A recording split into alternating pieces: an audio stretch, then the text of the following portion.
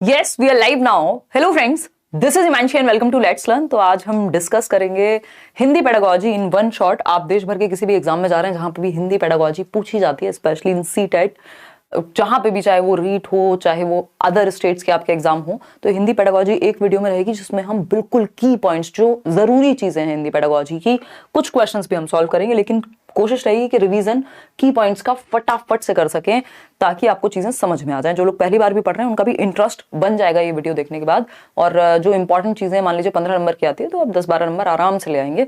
जो थोड़ा बहुत और एफर्ट कर लेगा, डिस्क्रिप्शन बॉक्स में फ्री नोट्स का लिंक है, वो निकाल लीजिए आप और उनको पढ़ लीजिए तो आप और बेहतर स्कोर कर पाएंगे। चीजें ऑलमोस्ट जो जरूरी है सभी को कवर करने की कोशिश की गई है। इससे पहले आप English pedagogy in one shot देख चुके हैं, ईवीएस इन वन शॉट देख चुके हैं। सीडीपी के लिए हमने कई सारे सेशंस, 4 सेशंस में सीडीपी को कंप्लीट किया है क्योंकि इस बार थोड़ी हैवी हुई थी।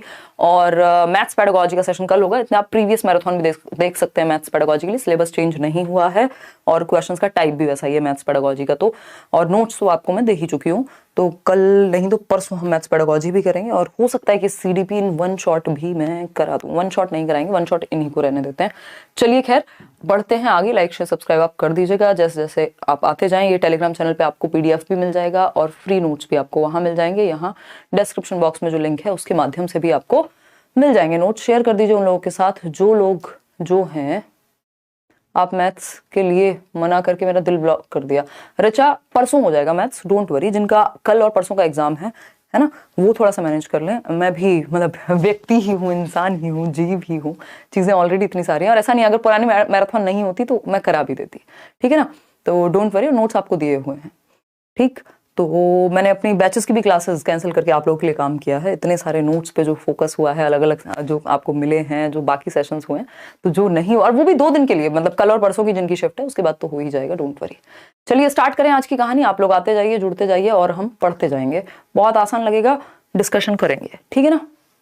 हाँ देखिएगा, अगर हम भाषा की बात करते हैं, फटाफट से समझेंगे। जो इस बार स्टीफन क्रैशन वगैरह भी इन्होंने पूछ लिया, उस पर भी आएंगे।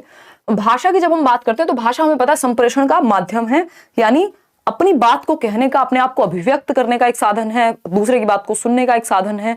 तो लेकिन ये एक साधन मात्र नहीं है। भाषा के बहुत सारे प्रकार हैं कि ये परिवर्तनशील है, डायनेमिक है, समय के साथ चेंज होती है ना। भाषा क्या है, एक अपने आप में स्वतंत्र चीज है। अगर हम बात कर रहे हैं भाषा की तो हम अभिव्यक्त भी कर सकते हैं इसके द्वारा, महसूस भी कर सकते हैं, चिंतन भी कर सकते हैं। तो हम कहेंगे भाषा विचारों की अभिव्यक्ति, यानी एक्सप्रेशन ऑफ थॉट। महसूस करना, जो आप फील करते हैं वो भी तो लैंग्वेज के माध्यम से फील करते हैं ना। कई बार आप गाने सुनते हुए, शायरी पढ़ते हुए फील कर रहे हैं, महसूस कर रहे हैं बेसिकली। चिंतन, थिंकिंग भी, अगर हमें किसी प्रॉब्लम का सॉल्यूशन निकालना है तो वो भी हम भाषा के माध्यम से करते हैं। तो भाषा विचारों की अभिव्यक्ति, महसूस करने व चिंतन का एक माध्यम है, एक साधन है। संप्रेषण का भी एक साधन है, ज्ञान की वृद्धि का भी एक साधन है, या हम कहें जो हम एकेडमिक्स में, जो हम अध्ययन और अध्यापन का भी एक साधन है। तो इस तरह के बहुत सारे प्रकार यानी फंक्शन भाषा के हो सकते हैं। बिल्कुल कॉमन सेंस वाली बात है। टाइम वेस्ट ना करते हुए आगे बढ़ते हैं। अब भाषा के रूप की जब हम बात करते हैं, फॉर्म्स ऑफ लैंग्वेज की जब हम बात करते हैं, तो ये 3 रूप हैं। एक है मौखिक भाषा, जब आप मौखिक रूप से बात कर रहे हैं एक दूसरे से, एक पर्सन ए है और दूसरा पर्सन है बी, तो पर्सन ए अपनी सहेली से बात कर रहा है और पर्सन बी भी अपनी सहेला से बात कर रही है, ठीक। तो बेसिकली ये दोनों क्या कर रहे हैं, मौखिक भाषा का प्रयोग कर रहे हैं। जैसे मैं अभी मौखिक भाषा का प्रयोग कर रही हूं, आप अभी लिखित भाषा का प्रयोग कर रहे हैं चैट सेक्शन में, लाइव में चैट करते हुए या बातें लिखते हुए। कोशिश कीजिएगा कमेंट्स पे फोकस कम करें और सीखने पे या सुनने पे, ध्यान रखने पे फोकस करें। जिनके नोट्स प्रिंट नहीं हो रहे हैं, मैं दोबारा से शेयर कर दूंगी वो ईवीएस वाले नोट्स, ताकि वो प्रिंट हो जाएं, डोंट वरी, ठीक।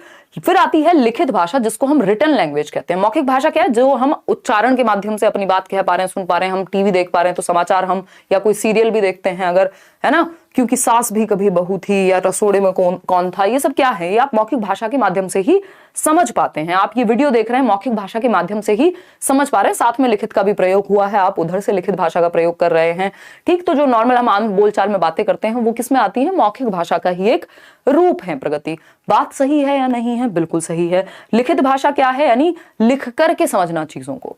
क्या करना, लिख करके समझना, या फिर लिख करके आप अपनी बात कोई पत्र के माध्यम से कह सकते हैं। कोई आपको प्रॉपर्टी का काम कराना है, कोई आपको नौकरी लगेगी कल को तो उस पर साइन करने हैं, कॉल लेटर आया है ना। तो लिखित भाषा मतलब हमने फिर लेखन को डेवलप किया कि भाई लेखन जो है वो ज्यादा बेहतर चीज है, या हम कहें ज्यादा स्थायी है मौखिक के तुलना में।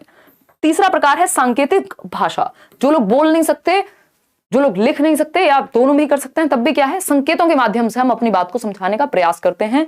वो जिन लोगों को बोलने में समस्या होती है, जो मूक बधिर हैं, उन लोगों के लिए ये काफी हेल्पफुल है। बाकी सांकेतिक भाषा अपने आप में एक प्राकृतिक भाषा हम इसको मानेंगे, ऐसा नहीं है कि ये कोई प्रॉब्लमेटिक भाषा है ना। आपने वो न्यूज़पेपर बोल रही हो, न्यूज में आपने देखा होगा, न्यूज चैनल्स में, कि हाथों का प्रयोग करके, जेस्चर्स का, हाव भाव का प्रयोग करके, संकेतों के माध्यम से अपनी बात कही जाती है। जब आपको किसी को बुलाना होगा तो आप मुंह से नहीं बोल रहे हैं, आप कह रहे हैं, ये क्या हुआ, आपको समझ आ गया कि आप किसी को बुला रहे हैं, संकेत कर रहे हैं आप, है ना। कोई आपसे कह रहा है, अरे ये पेपर तो बहुत टफ आएगा, फलाना होगा, ये होगा, आप कह रहे हैं ठीक है। तो आपको बोलने की जरूरत नहीं है, ठीक है भी मैं बोल रही हूं, आपने कहा जाओ निकलो, मतलब हाथ से आप इशारा कर रहे हैं, हाँ ठीक है सुन लिया तुम्हारी बात, अब अपना काम कर लो, हम अपना काम कर लेते हैं। तो मौखिक भाषा जब आप बोल करके, उच्चारण करके अपनी बात को कह रहे हैं, सुन रहे हैं, समझ रहे हैं, और हिंदी वाले नोट्स भी रात में ही मिल जाएंगे गणित के। लिखित की जब हम बात कर रहे हैं तो हम, और इंग्लिश वाले ईवीएस के, तो लिख करके अपनी बात को व्यक्त कर रहे हैं, और सांकेतिक संकेतों के माध्यम से। बेसिक बात है, कोई इसमें दिक्कत परेशानी नहीं होनी चाहिए। अब हमें इतना पता है कि जो लिखित भाषा है वो मौखिक भाषा की तुलना में अपेक्षा अधिक स्थायी होती है। पेपर में क्वेश्चन पूछा जा चुका है कि जो लिखित भाषा है वो मौखिक भाषा की अपेक्षा अधिक स्थायी होती है। क्या होती है? अधिक स्थायी होती है। यानी आपको कोई ऑफिशियल वर्क करना है, कोई एक भाषा होती है जिसको हम क्या कहते हैं, क्लिष्ट भाषा कहते हैं, यानी जो बिल्कुल कार्यालयों में या समाज के उच्च वर्ग के द्वारा यूज होती है, उसको क्लिष्ट भाषा कहते हैं हम। ठीक, तो जो भाषा है, आप मान लीजिए कोई प्रॉपर्टी के पेपर साइन कराने जा रहे हैं, अच्छा जिसकी प्रॉपर्टी, उसने कहा हाँ ठीक है मान लिया ये आज से आपकी है, आप कह रहे हैं अच्छा कानूनी कार्यवाही कर लें, पेपर वर्क कर लें, उसने कहा नहीं नहीं मैंने कह तो दिया है आपकी है। तो वो कह तो दिया वाली बात इतनी स्टेबल, इतनी स्थायी नहीं होती, वो अस्थायी होती है। लिखित बात पक्की हो जाती है कि लिख के ले लो यही होगा, हम कहते हैं ना। और उस गाने का भी मैं बार बार आपको एग्जाम्पल, मैम डर लग रहा है, सब पढ़ लिया है बट फिर भी डर लग रहा है, क्या करूं, बहुत नर्वस फील कर रहा हूं। मनीषी आपके साथ नहीं, ये सबके साथ होता है कि डर अंत तक लगता है। कई लोग पढ़ते जाते हैं अंत तक, कई लोग पढ़ना छोड़ देते हैं एक दिन पहले, वो आपकी अपनी पर्सनल चॉइस है। बट इसमें अगर हम बात करें, मिल जाएगा इंग्लिश वाले नोट्स ब्रेश, अभी रात को ही मिल जाएंगे, वो फाइनल हो चुके हैं। तो अगर हम बात करें मैथ्स और इंग्लिश दोनों के, जो हिंदी मीडियम वाला जो पंगा है ना, वो भी हो जाएगा।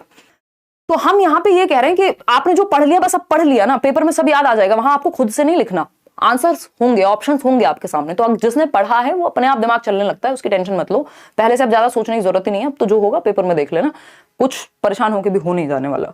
तो अगर हम बात करें लिखित भाषा जो है वो मौखिक भाषा की अपेक्षा अधिक स्थायी, और जो काम की चीजें, अगर आप लेट्स लर्न पे थे तो आपने काम की चीजें पढ़ी हैं, आपने सिलेबस को फॉलो किया है, आपने क्वालिटी चीजें पढ़ी हैं ऑलरेडी, आपको आती हैं चीजें। अगर आपने थोड़ा सा एफर्ट नोट्स पढ़ने में किया है, पुराने मैराथन देख लिए हैं, इस बार के मैराथन देख लिए हैं, और क्या लोगे, बच्चे की जान लोगे। ठीक, तो हम ये कहेंगे जो लिखित भाषा है वो मौखिक भाषा की अपेक्षा अधिक स्थायी होती है, यानी ज्यादा स्टेबल है। लिख के लीजिएगा, अफसोस करोगे, मतलब इतना श्योर है व्यक्ति कि मेरे को छोड़ के जा रहे हो वजह दी, तो लिख के ले लो, अफसोस करोगे ही करोगे। दैट मीन्स श्योर होते हैं जब आप, पक्की बात कहते हैं जब आप, स्थायी बात कहते हैं जब आप, जो आसानी से परिवर्तित नहीं होती। जैसे संविधान है, बस बोल करके तो नहीं कह दिया, लिखित में है, तो लिखित चीज ज्यादा प्रमाणिक है, ज्यादा स्थायी है, बजाय कि ये ब्ला ब्ला अपना आपस में बातें कर देना। मूड हुआ तो कहा बेस्ट इंसान हो, मूड हुआ तो कहा कि तुमसे खराब नहीं है कोई, तो ये मूड पे नहीं चलती। मौखिक भाषा बदलने में कम समय लगता है, बहुत कम लोग होते हैं जो मौखिक भाषा जिनकी स्थायी के रूप में होती है कि उन्होंने जो कह दिया तो कह दिया। अब हम बात करते हैं भाषा अर्जन की। भाषा अर्जन यानी लैंग्वेज एक्विजिशन कहते हैं इंग्लिश में इसको। भाषा अर्जन है जब आप बिना किसी टीचर के, बिना किसी शिक्षक के, सिर्फ एनवायरमेंट से, सिर्फ वातावरण से, देखिए भाषा को सीखने में या अर्जित करने में दोनों ही तरह से एनवायरमेंट का बहुत बड़ा रोल है, वातावरण का बहुत बड़ा रोल है। तो भाषा अर्जन क्या है? जब आप स्वाभाविक रूप से, जब आप, इन शब्दों का ध्यान रखना है, स्वाभाविक रूप से या मैं कहूं अचेतन रूप से, कई जगह पे अवचेतन मिलेगा बट स्टीफन ग्रेशन कह रहे हैं अचेतन होता है, अचेतन रूप से भाषा को क्या कर लेते हैं? ग्रहण कर लेते हैं। यानी आपने अर्जित कर लिया, ग्रहण कर लिया। इसको अधिग्रहण या अधिग्रहण भी कहते हैं, भाषा अधिग्रहण भी कहते हैं, भाषा अर्जन भी कहते हैं, दोनों ही बातें हैं। एक्विजिशन इंग्लिश में कहते हैं, एक वर्ड है इंग्लिश में। ठीक, तो स्वाभाविक रूप से, अचेतन रूप से, जब आप नेचुरली अपने एनवायरमेंट में घूमते फिरते, आपका जन्म हुआ, आप आसपास आपने देखी चीजें, जो मम्मी बोल रही हैं, जो भाई बोल रहा है, जो पापा बोल रहे हैं, जो टीवी में आ रहा है, जो कार्टून में देख रहे हैं, जो भी सुन रहे हैं, चारों तरफ से भर रहे हैं आप, फिर आप भाषा को एक्वायर कर लेते हैं। कभी गलत बोलते हैं, फिर धीरे धीरे सही बोलने लगते हैं।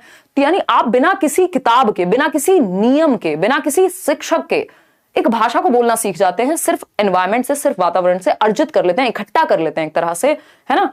आपका कोई पर्सनल एफर्ट इसमें नहीं लगा, कोई प्रयास आपने सचेतन रूप से नहीं किया, कॉन्शियसली नहीं किया, अचेतन रूप से स्वाभाविक प्रक्रिया है। और जब बच्चा स्कूल आता है तो उससे पहले उसको भाषा का प्रयोग करना, यानी जो उसकी मातृभाषा है, जो उसके घर में बोले जाने वाली भाषा है, उसका प्रयोग करना, उसको समझना ऑलरेडी आता है। तो ये भी क्वेश्चन आता है कि जो आपकी मातृभाषा होती है, तो बच्चे के स्कूल आने से पहले उसके पास समझ होती है उस चीज की, उस भाषा को इस्तेमाल करने की, उस भाषा को समझने की, उस भाषा में अपनी बात कह सकने की।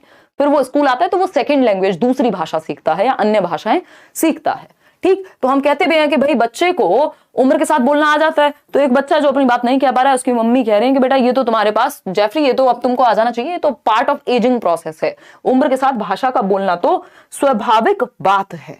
ठीक, इतनी बात क्लियर है। हम सब ने ऐसी भाषा सीखी है, कोई आपको क्लासेस तो लगाई नहीं थी कि घर में बात करनी है, दूध मांगना है तो उसके लिए आप पहले क्लासेस में भाषा सीखने गए थे कि भाई मेरे को बता दो कि मम्मी से दूध कैसे मांगू। ऐसा तो नहीं हुआ था, ठीक है ना। देख देख करके, सुन सुन करके आसानी से आपने दिमाग में भर ली चीजें।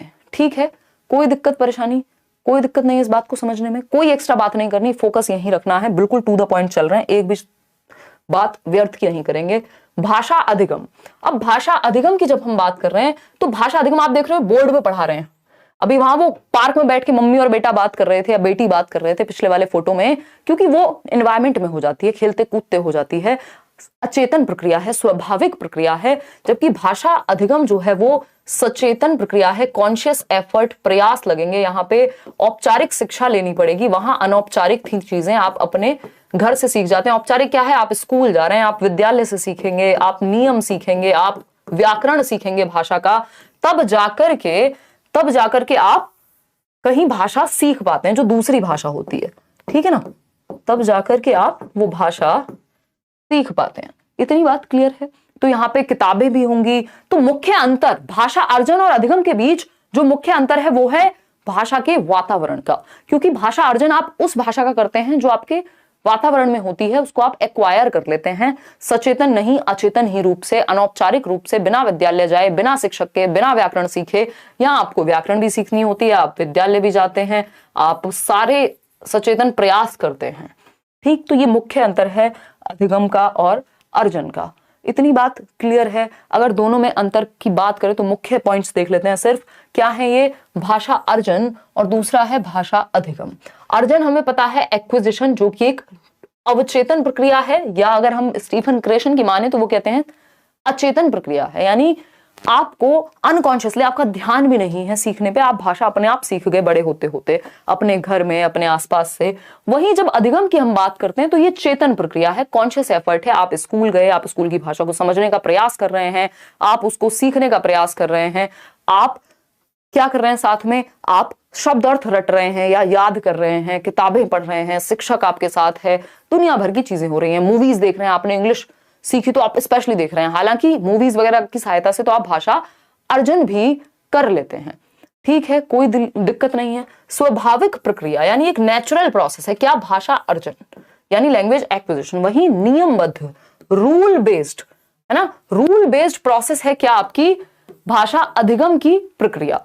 ठीक, इतनी बात क्लियर है या कोई दिक्कत परेशानी इस बात को समझने में हो रही है? नहीं होनी चाहिए। क्यों? क्योंकि रूल बेस्ड, जब आप स्कूल में जा रहे हैं तो आप व्याकरण भी पढ़ रहे हैं, आप नियम भी पढ़ रहे हैं, आप सारी चीजें पढ़ते हैं वहां पे। ठीक है, इतनी बात, कोई दिक्कत है इस बात को समझने में नहीं होनी चाहिए। अनौपचारिक प्रक्रिया की जब हम बात कर रहे हैं तो ये है इनफॉर्मल प्रोसेस अर्जन, क्योंकि आप घर से, वातावरण से, मूवीज से, जहां से भी, जहां पे भी आपका ध्यान नहीं, आप भाषा सीखने नहीं गए बट सीख लिया। औपचारिक प्रक्रिया है फॉर्मल, जब आपको स्कूल, व्याकरण, शिक्षक, इन सब की जरूरत पड़े। मातृभाषा क्या है, मदर टंग आप एक्वायर करते हैं, मदर टंग आप एक्वायर करते हैं, मदर टंग आप अर्जित करते हैं, मातृभाषा आप अर्जित करते हैं। जो मातृभाषा क्या है, मम्मी की भाषा नहीं, जो घर में बोली जाती है, वो भाषा जो सबसे पहले बोली जाती है ना। जैसे हमारी मातृभाषा हिंदी हो सकती है कई लोगों की तमिल भी हो सकती है, किसी की तेलुगु हो सकती है, किसी की पंजाबी हो सकती है ना, किसी की संस्कृत भी हो सकती है। तो जो घर में बोले जाने वाली भाषा है, जब आपने जन्म लिया और आसपास जो भाषा सबसे पहले आपके घर में बोली जाती है वो मातृभाषा है।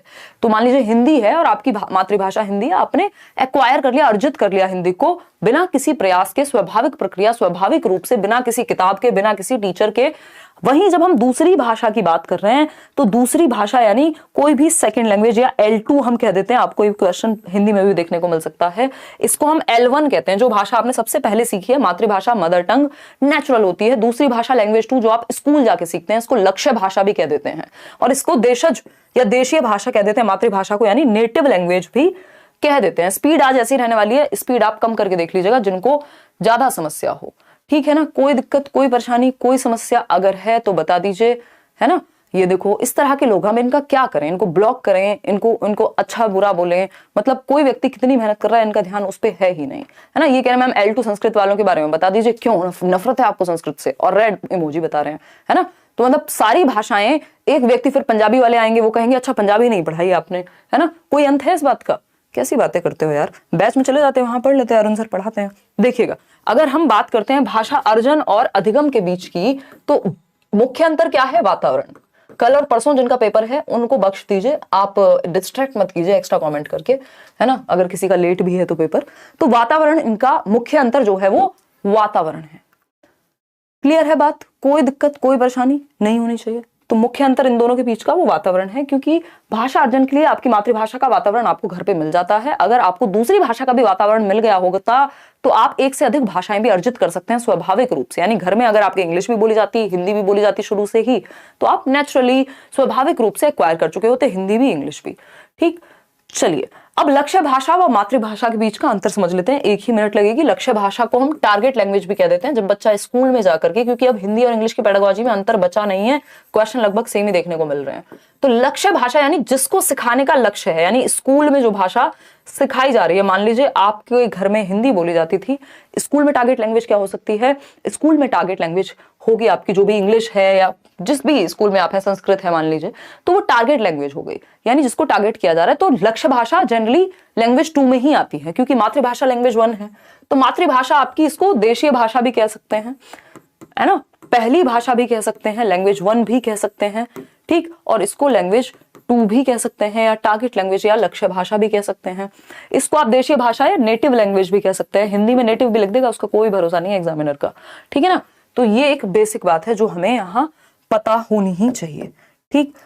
अगर हम बात करें मातृभाषा की, तो मातृभाषा का अर्जन किया जाता है। और अगर हम किसकी बात कर रहे हैं, जनरली अगर हम देखें सामान्य तौर पे, तो लक्ष्य भाषा को आप अधिगम करते हैं। अधिगम वो प्रक्रिया है, यानी लर्निंग, जिसमें आप एफर्ट्स यानी कि प्रयास करते हैं, अभ्यास करते हैं, वहीं और सचेतन यानी कॉन्शियस एफर्ट्स लेते हैं। वहीं मातृभाषा में आप अचेतन रूप से सीख जाते हैं, सचेतन रूप से नहीं, अचेतन से या अवचेतन से अर्जित कर लेते हैं भाषा को स्वाभाविक रूप से, ठीक है। इतनी बात, कोई दिक्कत परेशानी अगर इस बात को समझने में हो रही है तो आप बता दीजिए। भाषा के क्या है? विविध रूप हैं, इसको लेकर के बात कर लेते हैं। तो भाषा के विविध रूप की जब हम बात करें तो एक रूप हो गया मातृभाषा, जिसको हम मदर टंग कहते हैं, जो आपके घर में पहली भाषा बोली जाती है, जिसको आप अर्जित करते हैं। दूसरी भाषा है राष्ट्रभाषा। राष्ट्रभाषा क्या है? नेशनल लैंग्वेज जिसको हम कहते हैं। क्या हिंदी भारत की राष्ट्रभाषा है? बताइए कमेंट करके, फटाफट से बताइए। अगर हम बात करें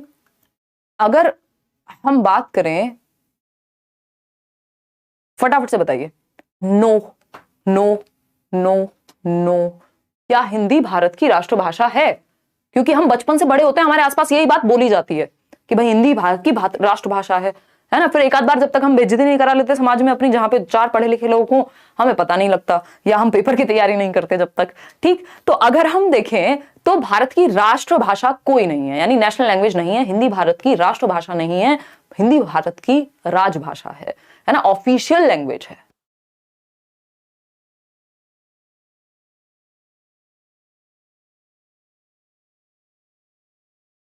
लाइक शेयर करते रहना है। आज दूसरा सेशन था तो इस चक्कर में ये वाला सेशन काफी लेट हो गया, बट हम इसको 1 घंटे में ही समेट देंगे। जो जरूरी बातें हैं वो कर लेंगे, अदरवाइज तो मैं पहले भी मैराथन ले चुकी हूँ, हिंदी के नोट्स भी आपको दे चुकी हूँ, ठीक। चलिए आगे बढ़े, समझे, जाने चीजों को। कोई दिक्कत परेशानी यहां तक हो तो आप बता सकते हैं। नो, ठीक है। तो हम अगर बात करें तो राष्ट्रभाषा हिंदी नहीं है, नेशनल लैंग्वेज हमारी कोई भी नहीं है, इतना हमें ध्यान में रखना है, ठीक। भारत की जो राजभाषा है वो है हिंदी। क्या है? हिंदी भारत की राजभाषा है, ऑफिशियल लैंग्वेज है। और किस एक्ट के तहत है? फटाफट से बताओ कमेंट करके। अभी कल परसों हमने इंग्लिश पेडागोजी में भी डिस्कस किया था, फटाफट से बताओ। जो अनुच्छेद है आपका 3431, 343(1), ठीक है, 343(1). और अगर हम बात करें ये एक्ट कब आया था राजभाषा का, तो राजभाषा अधिनियम आया था 1963 में, 1963 में, जिसको हम ओला भी कह देते हैं, ऑफिशियल लैंग्वेज एक्ट, यानी राजभाषा अधिनियम। ठीक, तो जिसके अनुसार जो राजभाषा है वो है हिंदी, आर्टिकल 3431 में। और अगर हम बात कर रहे हैं यहां पे सहकारी राजभाषा, यानी जो सह राजभाषा, जो एसोसिएट है राजभाषा की, सहकर्मी है, जो एसोसिएट है, संबंधित है, वो कौन सी है? दूसरी भाषा AOL, जिसको हम कहते हैं एसोसिएट ऑफिशियल लैंग्वेज, वो है हमारी इंग्लिश, आर्टिकल या अनुच्छेद 343(2) के तहत। इतना हमें ध्यान रखना है। ये बेसिक सी बात है जो हमें ये बताती है कि संविधान के अनुसार हिंदी की जगह क्या है? राजभाषा की है। ठीक है, मातृभाषा कई लोगों के लिए हो सकती है, कई लोगों के लिए नहीं भी हो सकती। अच्छा, भाषा के कुछ और भी रूप होते हैं, जैसे आपने पढ़ा होगा मानक भाषा। क्या कहते हैं हम? मानक भाषा। मानक भाषा यानी स्टैंडर्ड लैंग्वेज, जो कार्यालय प्रयोग में लाई जाती है, जो ऑफिसेज में यूज हो रही है ना, जो कार्यालय प्रयोग की भाषा है, उसको हम मानक भाषा कह रहे हैं कि शुद्ध रूप है भाषा का। और भी ज्यादा अगर एक लेवल ऊपर चले जाएं तो वो फिर हो जाती है आपकी क्लिष्ट लैंग्वेज, कि जो एकदम क्रीमी लेयर है समाज की, वो बोल रही है जिसको। ठीक, तो हम ये कहेंगे कि मानक भाषा यानी वो भाषा जो शुद्ध है कुछ हद तक और कार्यालयों में प्रयोग की जाती है। बेसिक बात है, इसमें ऐसी कोई दिक्कत वाली बात नहीं है। चलिए आगे बढ़ते हैं, अब चलते हैं संविधान की ओर। और 22 भाषाओं की बात हुई है 8वीं अनुसूची में, 8th शेड्यूल में। और ये जो 22 भाषाएं हैं, इसमें हिंदी इन 22 भाषाओं का हिस्सा है। अगर आप सीटेट का पेपर देने जाते हैं, आपको 22 लैंग्वेजेस का ऑप्शन मिलता है। ठीक है ना बात? तो इन 22 भाषाओं में हिंदी शामिल है, लेकिन अंग्रेजी शामिल नहीं है।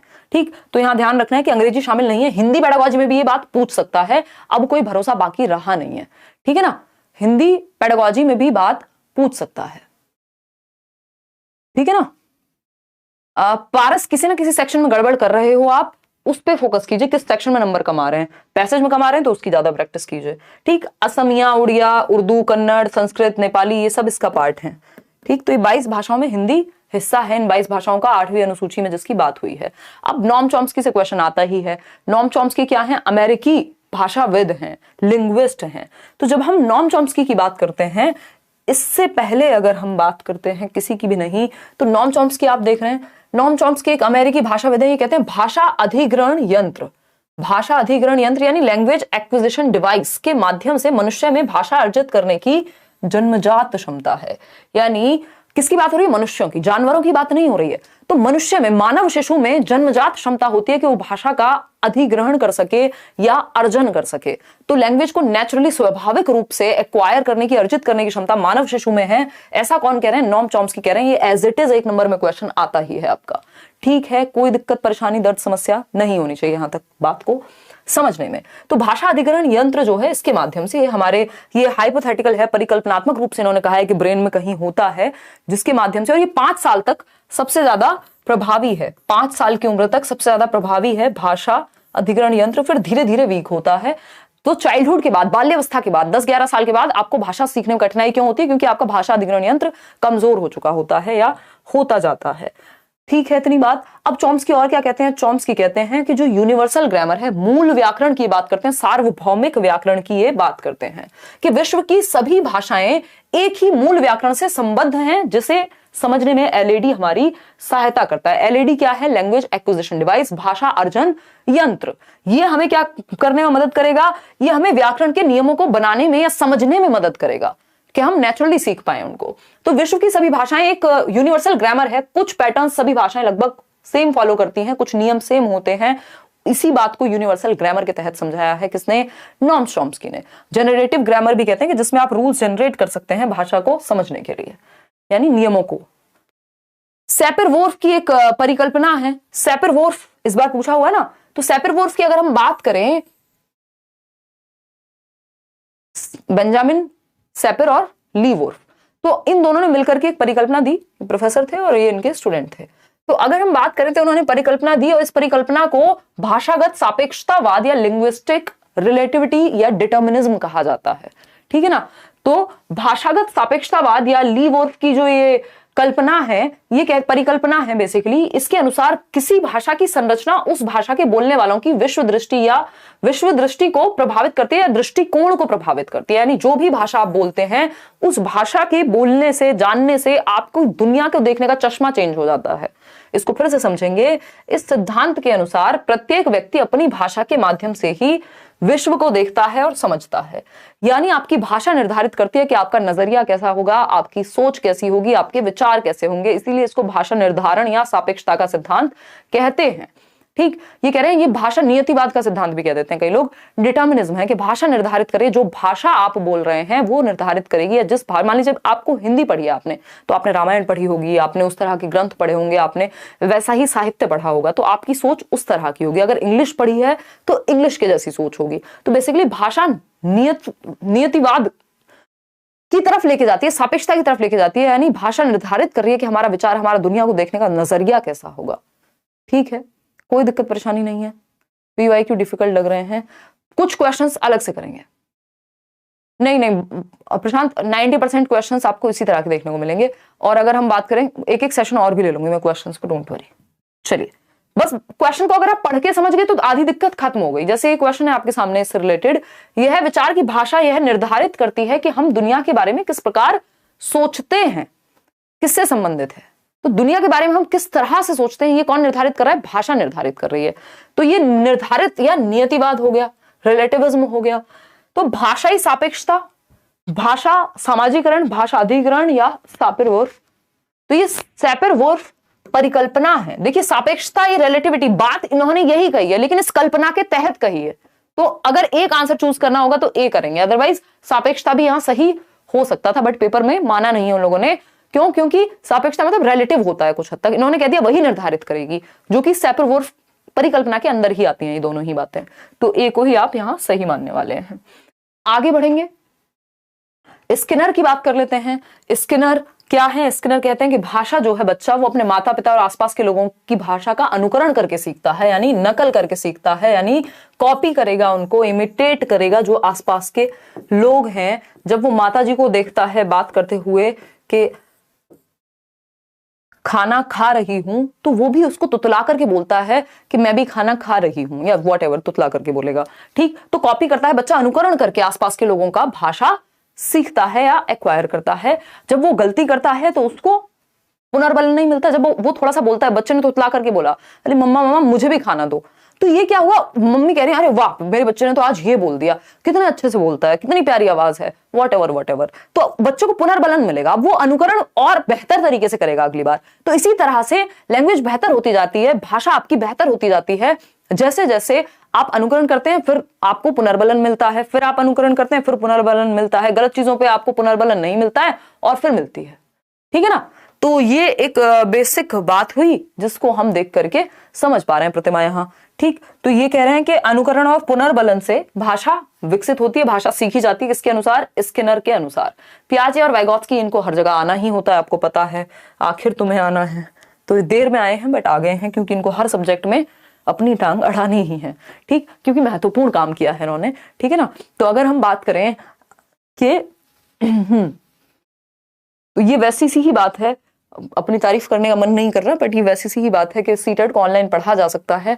आज से 20 साल बाद जब बात होगी और आप भूल जाएं कि हिमांशु ने ऐसा किया था सबसे पहले सबसे बेहतर तरीके से, तो ये वैसी ही बात हो जाएगी कि हम पियाजे और वाइगोत्स्की को ना पढ़ें जब हम बच्चे को समझ रहे हैं। तो ठीक, तो पियाजे और वाइगोत्स्की की अगर हम बात करें, पियाजे और वाइगोत्स्की की अगर हम बात करें, तो ये कहते हैं, पियाजे कहते हैं कि बच्चा विचार जो है वो भाषा से पहले आता है, यानी थॉट जो है वो पहले आएगा भाषा से। बोलना तो बाद में सीखते हैं, मन में विचार तो आने ही लगते हैं ना। तो विचार भाषा से पहले आता है और विचार जो है निर्धारित करेगा कि आप भाषा क्या बोलेंगे। तो विचार न केवल पहले आता है भाषा से, बट ये निर्धारित भी करता है कि भाषा कैसी होगी। ठीक है, कोई दिक्कत, कोई परेशानी इस बात को समझने में है कि नहीं है, ये बता दीजिएगा। क्लियर है बात? कोई दिक्कत नहीं है, समझते हैं। अब वाइगोत्स्की की जब हम बात कर रहे हैं, वाइगोत्स्की कह रहे हैं समाज और संस्कृति से, यानी सामाजिक अंतःक्रिया से, सोशल इंटरेक्शन से क्या होती है? सोशल इंटरेक्शन से, सामाजिक अन्योन्य क्रिया से भाषा सीखी जाती है। जब बच्चे आपस में चार लोगों से बात करते हैं, बाहर निकलते हैं, लोगों को बात करते हुए देखते हैं, ठीक। तो इनका मानना है कि विचार और भाषण या विचार और भाषा, अगर मैं बात करूं तो विचार और भाषा पहले अलग अलग होते हैं, स्वतंत्र होते हैं, और फिर 3 साल के आसपास जाकर के विलीन हो जाते हैं, एक दूसरे में इंटरमिंगल हो जाते हैं।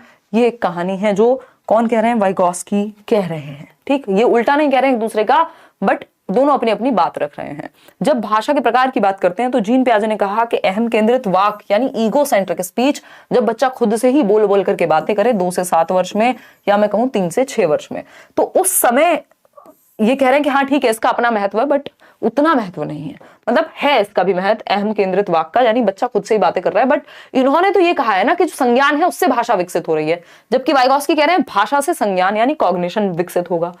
तो लेव वाइगॉस्की की जब हम बात करें तो बालक भाषा अपने परिवेश से यानी अंतःक्रिया करके सीखता है, इंटरेक्ट करके सीखता है। इनके अनुसार जो निज भाषा है, वाइगॉस्की के अनुसार भाषा के 3 मुख्य प्रकार हैं। यहां से एक क्वेश्चन आता ही है ना, निश्चित है एक क्वेश्चन आना। वाइगॉस्की के जो 3 प्रकार हैं वहां से, वाइगॉत्स्की की जब हम बात कर रहे हैं, वाइगॉत्स्की की जब हम बात कर रहे हैं तो इन्होंने सबसे पहले दिया है सामाजिक वाक का कॉन्सेप्ट। सामाजिक यानी सोशल स्पीच, जब बच्चा समाज में अपने आसपास के लोगों से बात करना शुरू कर दे, तुतला के जैसे भी बोलना शुरू कर दे, अपनी बात को कहना शुरू कर दे, जो कि 2 वर्ष में हो जाता है। मैं आपको बता भी दूंगी कितने वर्ष में कितनी डिक्शनरी आ जाती है। खाना बनाते हुए देख रहे हैं, बहुत बढ़िया। देखिएगा इस टाइम कौन सा खाना बनता है, रात के 10:30 बजे, कमाल कर दिए हैं।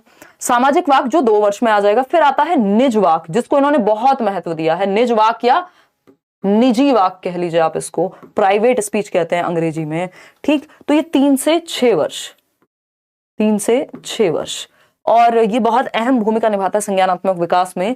फिर आता है मौन वाक, साइलेंट इनर स्पीच, मौन वाक, ये लास्ट स्टेज है, 6 साल के अराउंड आती है, 6 साल के बाद आती है, ठीक।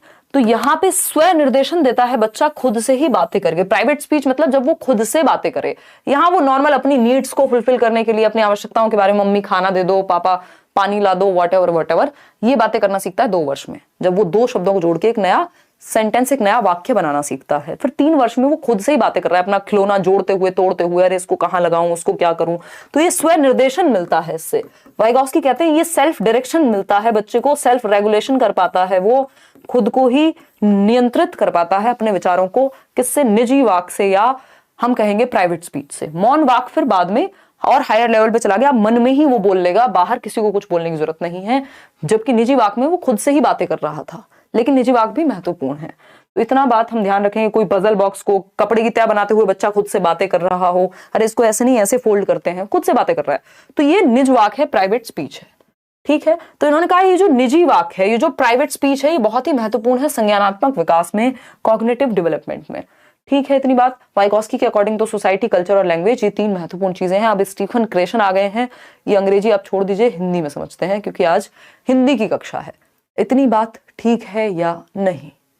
ठीक है, कोई दिक्कत नहीं है। मैथ पढ़ा जो है कुछ करा दो कल तक, गुलशन कह रहे हैं। कल नहीं, परसों कराएंगे यार अब मैथ्स पेडागोजी। इतने आप नोट्स पढ़ लीजिए वाले, और प्रीवियस मैराथन देख लो जो मैथ्स पेडागोजी की मैंने कराई हुई है, और कुछ क्वेश्चंस भी कराए इस बार।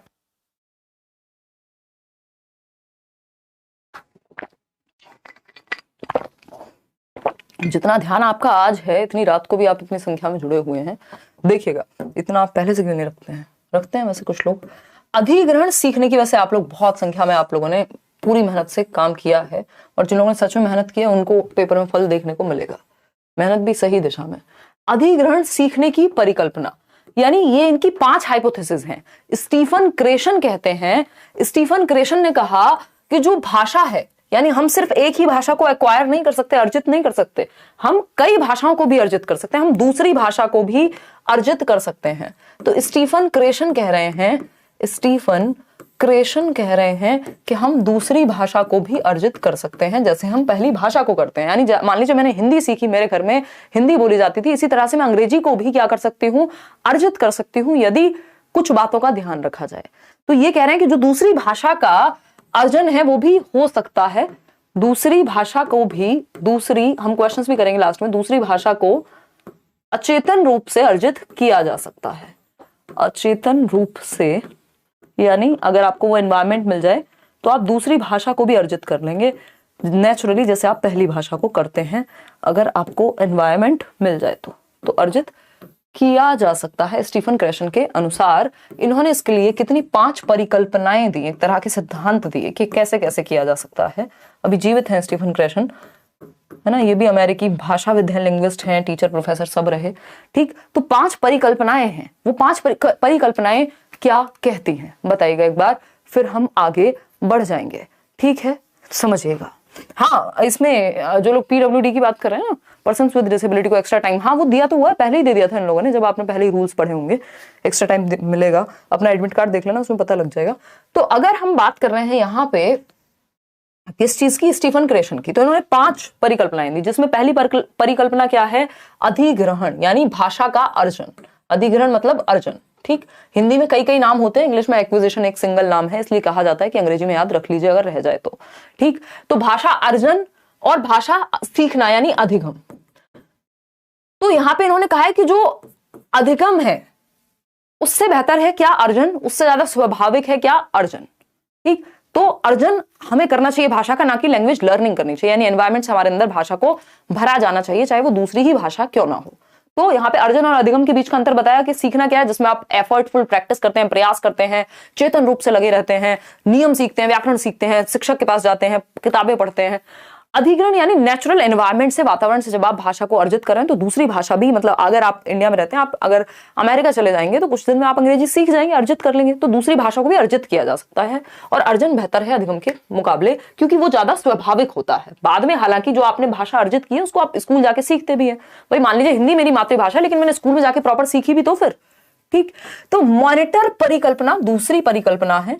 मॉनिटर का मतलब ही है कि आप क्या कर रहे हैं, ध्यान रख रहे हैं, आपके दिमाग में एक मॉनिटर है। जब आप भाषा सीखते हैं, आप सीखना भी छोड़ दीजिए, जब आप भाषा अर्जित करते हैं एनवायरमेंट से, तो आपको बोलते हुए पता लग रहा होता है कि मैं खाना, कुछ भी बोल सकते हैं हम यहाँ पे, जैसे कुछ हो सकता है कि खा रही हूं, मैं खाना नहीं बोलते ना आप, मैं खाना खा रही हूं ये बोलते हैं। ठीक, तो अगर आपने नेचुरली भाषा को सुना है, मान लीजिए कोई मूवी में या आसपास से अर्जित किया है, तो आपके अंदर एक मॉनिटर होगा जो बताएगा कि अगर आप कुछ गलत कर रहे हैं तो वो एक्टिव हो जाएगा, वो आपको याद दिलाएगा यार ये मैंने शायद गलत बोल दिया है। तो ये मॉनिटर अगर बहुत ज्यादा एक्टिव होगा, बहुत ज्यादा सक्रिय होगा, तो क्या होगा कि आप बोल ही नहीं पाएंगे। भाई फिर जब आपका मॉनिटर ही काम करेगा हर टाइम, वो गलत और सही निकालता रहेगा, तो फिर बोलेंगे कब या भाषा का प्रयोग कब करेंगे, तो सहजता खत्म हो जाएगी। तो मॉनिटर को बैलेंस्ड वे में रखना है, बहुत ज्यादा भी यूज नहीं करना, ओवर यूज भी नहीं करना और अंडर यूज भी नहीं करना, एक न्यूट्रल लेवल पे रखना है कि जब जरूरत हो तब आप कमियां भी ढूंढ पाए। इनपुट परिकल्पना, इनपुट परिकल्पना बहुत जरूरी है। इनपुट का मतलब है जो टीचर्स इनपुट देते हैं, या कोई व्यक्ति है जिसको वो भाषा आती है वो इनपुट दे रहा है अपना कि भाई इसको ना ऐसे ठीक किया जा सकता है। तो बच्चों को स्कूल में क्या किया जाना चाहिए, हल्का सा +1 लेवल का इनपुट दिया जाना चाहिए। +1 क्या हो सकता है, आपको पता है बच्चे को इस लेवल तक का टास्क आता है, अब आप उसको हल्का सा डिफिकल्ट देते हैं, ना बहुत ज्यादा डिफिकल्ट और ना बहुत ज्यादा इजी, हल्का सा चैलेंजिंग, +1 इनपुट, ये पूछा जाता है पेपर में। प्रभावी निष्पादन परिकल्पना यानी इफेक्टिव होनी चाहिए जो आपकी जो भाषा, ये प्रभावी बेसिकली ये आपका संबंधित है किससे, आपके इमोशंस से। अगर इमोशंस बहुत ज्यादा प्रभावी हैं या आप बहुत एंग्शियस हैं तो आप भाषा का प्रयोग ठीक से नहीं कर पाएंगे, और अगर आप बहुत ज्यादा एंग्शियस नहीं हैं, नॉर्मल है, तो आप भाषा को नेचुरली यूज कर पाएंगे, जो कि आगे आता है प्राकृतिक आदेश परिकल्पना में। हालांकि आपको इंग्लिश में नाम इनका ध्यान रखिएगा, ये फालतू फालतू ट्रांसलेशन इस तरह के करने में गड़बड़ हो जाती है, क्योंकि ये थियरी है बेसिकली अंग्रेजी में ही। ठीक, तो ये 5वां है जिसको हम नेचुरल ऑर्डर हाइपोथेसिस कहते हैं कि हम इस तरह से प्राकृतिक ऑर्डर में लैंग्वेज को सीख सकते हैं अगर हम बात करें। ठीक, इतनी बात क्लियर है, कोई दिक्कत। ये नेचुरल ऑर्डर हाइपोथेसिस 3rd में आता है कि आप ग्रामेटिकल स्ट्रक्चर्स को नेचुरल ऑर्डर में सीख जाते हैं, यानी ग्रामर यानी व्याकरण। भाई जो मेरी मातृभाषा है उसमें व्याकरण मैंने नेचुरली सीख लिया, मैं गलत नहीं बोल रही हूं व्याकरणिक रूप से, क्यों, क्योंकि मैंने प्राकृतिक रूप से सीख लिया। तो इसके ऑर्डर को इस तरह से ध्यान रखना, इसमें थोड़ा मुझे लग रहा है एक आध आगे पीछे है, बट मुख्य जो बात है वो 5 परिकल्पनाएं हैं, और जो मैंने बताई हैं वही 5 परिकल्पनाएं हैं। अब आते हैं भाषा कौशल पे, जहां से एक क्वेश्चन आपका आता ही है। West Bengal PRT interview recruitment में अब सीटेट क्वालिफाइड वाले भी अप्लाई कर सकते हैं। पहले कोर्ट में पास हुआ, अब आज नोटिफिकेशन भी आ गया, बहुत ही बढ़िया बात है, ईदी आमीन। अब आप लोग भी अच्छे से तैयारी करिए, WB टेट भी आप लोगों ने निकाला है लेट्स लर्न के साथ बहुत मेहनत करके। चलिएगा आगे बढ़ते हैं, और सिर्फ प्रीवियस मैराथन वगैरह ही देख के, जबकि मैंने WB टेट अलग से नहीं कराया था। तो ये आप लोगों का मेहनत और विश्वास है कि आपको पता हो, देश भर में एग्जाम कोई भी हो टीचिंग का, आपको आना लेट्स लर्न पे ही है। भाषा कौशल की जब हम बात करते हैं, यानी लैंग्वेज स्किल्स की जब हम बात करते हैं, तो भाषा कौशल 4 भाषा कौशल हैं जो मुख्य हैं। सु, बो, प, ली, ये इनका सही क्रम है, यानी इनको इसी क्रम में सिखाया जाना चाहिए, लेकिन ये सिर्फ इसी क्रम में सीखी जाती है। ये मनोवैज्ञानिक क्रम है सीखने का भाषा।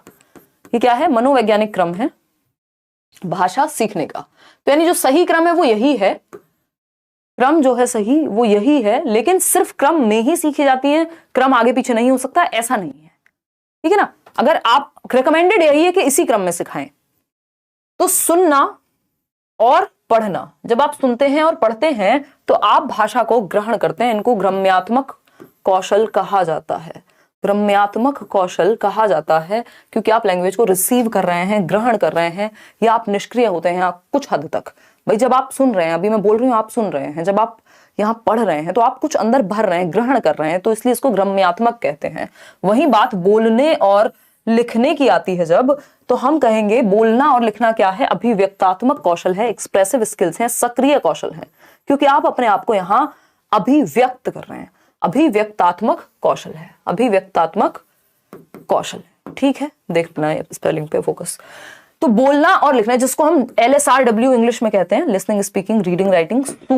भाई पहले बच्चा आता है दुनिया में सुनना सीखता है, बोलना आता है, फिर उसको सुन सुन करके, फिर वो पढ़ना सीखता है, और फिर वो लिखना सीखता है, अगर प्रॉपर वे में माना जाए, है ना। मॉन्टेसरी भी कहती है लिखना सिखाओ पढ़ने के बाद ही। तो कुछ इनमें कई बार क्या होता है कि बच्चा लिखना भी शुरू कर देता है। कई बार क्या होता है, मान लीजिए पढ़ना नहीं आता, वो फिर भी कुछ भी स्क्रिबल करना शुरू कर देगा। इसको स्क्रिबलिंग कहते हैं, कीलम काटी टाइप, जिसका अपना कोई मतलब नहीं होता। तो इस स्क्रिबलिंग के चक्कर में कई बार क्या होता है, लिखना पहले आ जाता है। लेकिन जो सही क्रम है वो यही है। क्रम सिर्फ यही है, ये कहना गलत होगा कि क्रम में ही सीखे जाते हैं, तो गलत होगी बात। क्रम में सीखे जाने चाहिए, ये बात सही है। ठीक, तो क्रम सही जो है, मनोवैज्ञानिक क्रम वो यही है। कुछ लोग आगे पीछे भी बता देते हैं क्रम, वो भी सही है अपनी जगह। लेकिन अगर आपसे क्रम पूछेगा पेपर में, आप कहेंगे सुबो पाली, यानी सुनना, बोलना, पढ़ना और लिखना, जिसमें सुनना और पढ़ना ग्रम्यात्मक है, और बोलना और लिखना क्या है आपका? अभिव्यक्तात्मक है। तो पढ़ने की जब हम बात कर रहे हैं, पढ़ना क्या है यहाँ पर, रीडिंग की जब हम बात कर रहे हैं, तो रीडिंग में भी कुछ 2 मुख्य प्रकार हैं। क्या कह रहे हो भाई? सठिया गए CBSE वाले? सेकंड फेज वाला प्री एडमिट कार्ड शो किया था 1 सेकंड के लिए। हाँ, ये लोग ऐसे ही खेलते रहते हैं। अब तो आपका पूरा ध्यान पढ़ाई पे होना ही चाहिए, जिन लोगों का पेपर, क्योंकि अभी टाइम है। देखो, जिसका प्री एडमिट कार्ड नहीं आया, इसका मतलब 1 हफ्ता तो अभी है आपके पास, है ना। 1 हफ्ते पहले प्री एडमिट कार्ड आएगा और 2 दिन पहले एडमिट कार्ड आएगा। तो 1 हफ्ते में तो दुनिया बदल जाती है CTET में, इतनी बड़ी बात थोड़ी है। तो पढ़ने की जब हम बात कर रहे हैं, तो हम पढ़ना, देखिए इसमें 2 तरह के क्वेश्चन आते हैं कि पढ़ने के लिए सबसे ज्यादा जरूरी क्या है। तो आपको ध्यान रखना है अर्थ। भाई मान लीजिए एक दूसरा आता है कि अक्षर की पहचान। अक्षर पहचान से भी ज्यादा जरूरी क्या है? सबसे कम महत्वपूर्ण अक्षर की पहचान है, अगर देखा जाए। क्योंकि मान लीजिए आप अक्षर की पहचान करते हैं, बहुत बढ़िया, रैपिडली पढ़ लेते हैं, तेजी से, बट आप चतुर रामलिंगम बन गए। वही था ना वो चतुर जो था उसमें 3 इडियट्स में, जिसको पढ़ के समझ में कुछ नहीं आता, संदर्भ में अर्थ ही ग्रहण नहीं कर पाते, तो कोई पॉइंट नहीं हुआ अक्षर पहचानने का।